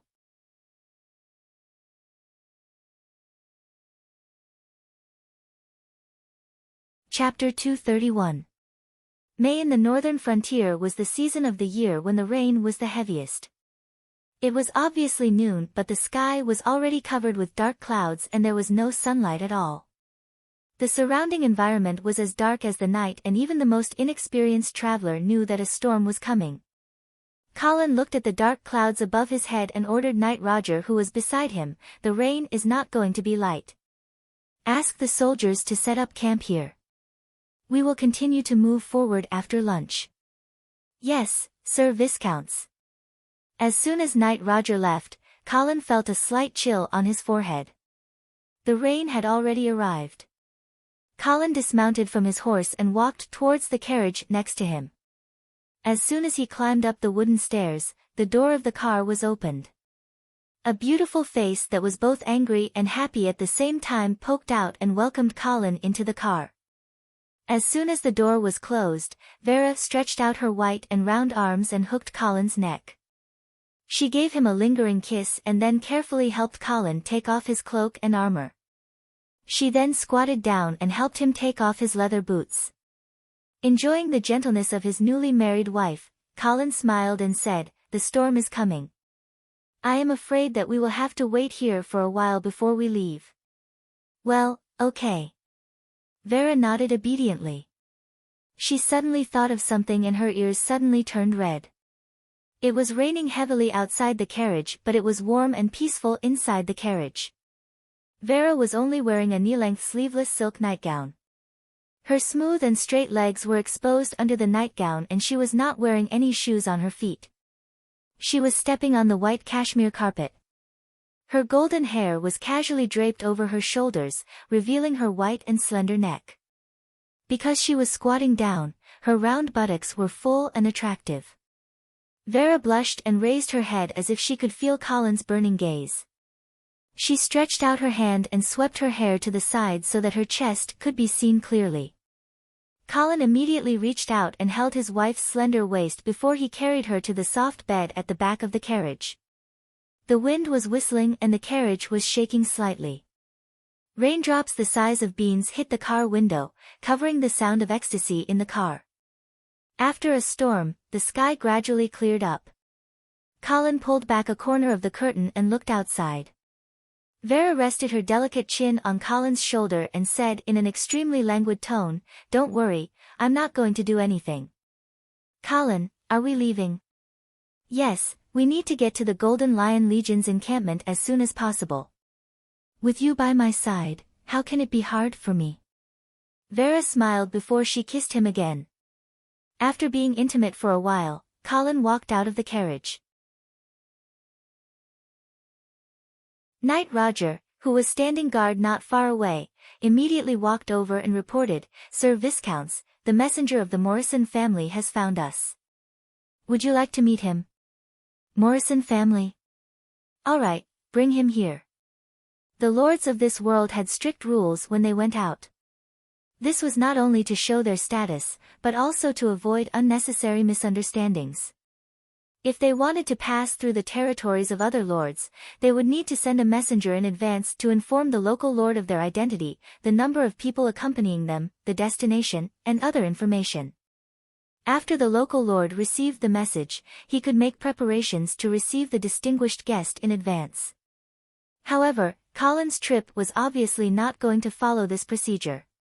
Otherwise, the Golden Lion Legion would have already been attacked by the dwarf army from both sides by the time he arrived at the Rapids River. What's more, the soldiers accompanying him this time were obviously beyond the standard of an ordinary lord. Strictly speaking, it was an expedition. It was reasonable to say that such a troop movement must be approved by the lord of the northern frontier before the other lords along the way would let them go. However, under the current situation, the northern frontier was already a mess. The dukes of the north were already dead. Therefore, Colin did not care about this rule and did not inform the local lords along the way. Although their whereabouts would be discovered by the patrolling sentries, in the face of the Black Cavalry's flag, these sentries did not dare to step forward to stop them. Of course, the lords along the way who received the news would definitely not invite an uninvited guest like Colin into the castle. Therefore, this Count Morrison was the first lord to send an invitation to Colin. "Respected Viscounts, welcome to the Morrison domain. The Count has ordered me to come and invite you and your wife to the Phoenix Butterfly Castle as guests." After the messenger of the Morrison family finished speaking, he respectfully handed over an invitation. Colin took it and glanced at it. He was a little hesitant. He did not want to waste time along the way, but facing the Morrison family who took the initiative to invite him, he felt that it was inappropriate to directly refuse. First of all, this was a count's family and had enough value to win them over. Secondly, the current Count Morrison had dealt with Colin before, and Colin had a good impression of him. Moreover, the Morrison family was a loyal follower of the House of St. Hilda. Perhaps he could gain a powerful ally in this trip to the Phoenix Butterfly Castle. Moreover, after this storm, the ground was slippery, and the cavalry could not advance at full speed. It would be better to go to the Phoenix Butterfly Castle to rest for the night and set off the next day. Thinking of this, Colin nodded and accepted the other party's invitation. "It is my honor to be a guest of the Morrison family." Under Colin's command, the Black Cavalry started to turn. After traveling for about half an hour, they saw the outline of a city. That was the Flowertalk City under the rule of the Morrison family. This city had been run by the Morrison family for more than 300 years. After several renovations and expansions, it had already become one of the largest cities in the central part of the northern frontier. Flowertalk City was famous for its flowers, especially the unique black tulips here, which had once set off a craze in the Radiance Empire. At the craziest time, the price of a black tulip was enough to equip a company of 100 soldiers. However, this craze also put the Morrison family on the cusp of the storm.